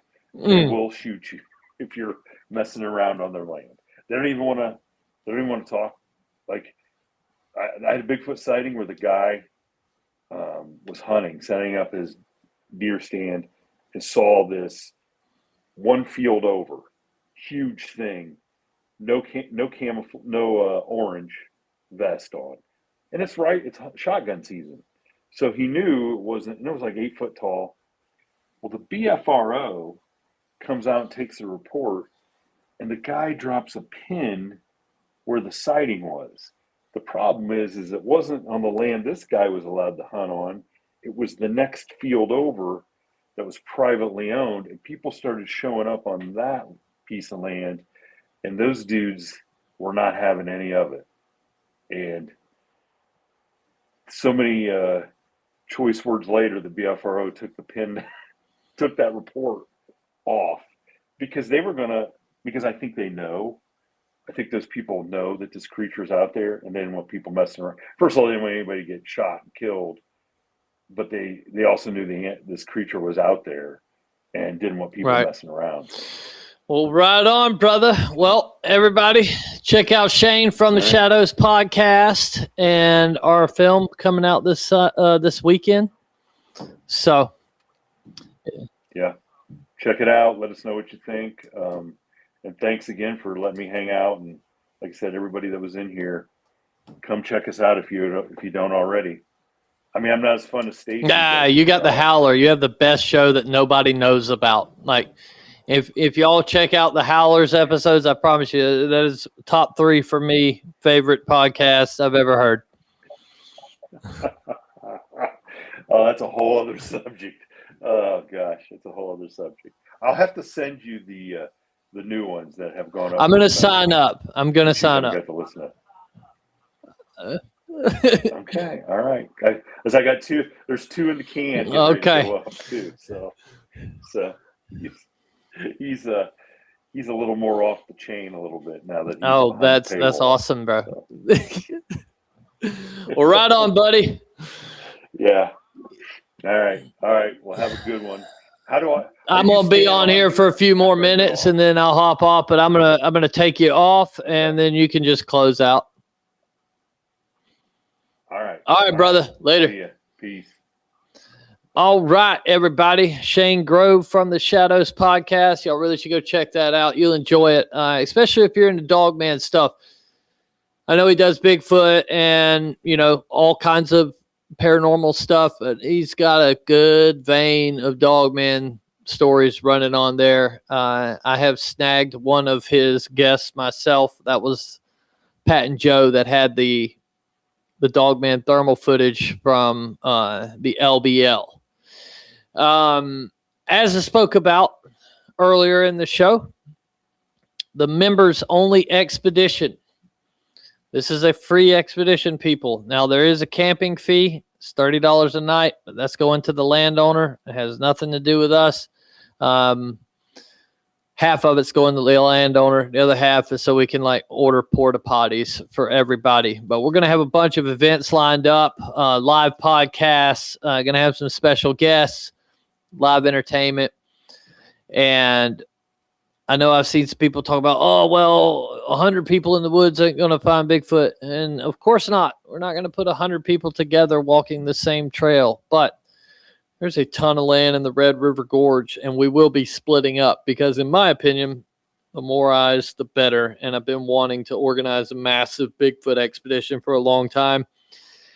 And you guys support the show. So if y'all can make the pilgrimage to Kentucky, come join us. Love to meet y'all in person, hang out, just entertain y'all for the weekend because y'all given me so much, give me a reason to keep going. And hopefully I can meet all of y'all there. So October 1st through 4th, just email me and we'll get you signed up and all that, going on. As for my other thing I wanted to close out on, this weekend, our film is dropping, Tate. This is a short film for our feature length, Tate's Hell, that we're making. I'm going to roll the trailer real quick, just in case you haven't seen it. So let's get on with that. I wish you were here. I heard you'd give me a hand. I don't know what to do. What did you do that day? With that shaman? Listen to me, I'm talking to a dead man like he's gonna answer me. Do you even hear me, Pa? The sap is dried up. What? I cut 3 new trees on the east end of the property last week, and it's like I never cut them at all. Then what? Reserve. We can't go on like this. I just need time to think. It's not that simple. Why is it not that simple said? Why? Who are you people? To fully understand, you must be without. Where are you taking me? No matter what they say, don't trust them. They don't save you. Who are you? We've been out here for a long, long time. So let's just leave it at that. I will save you.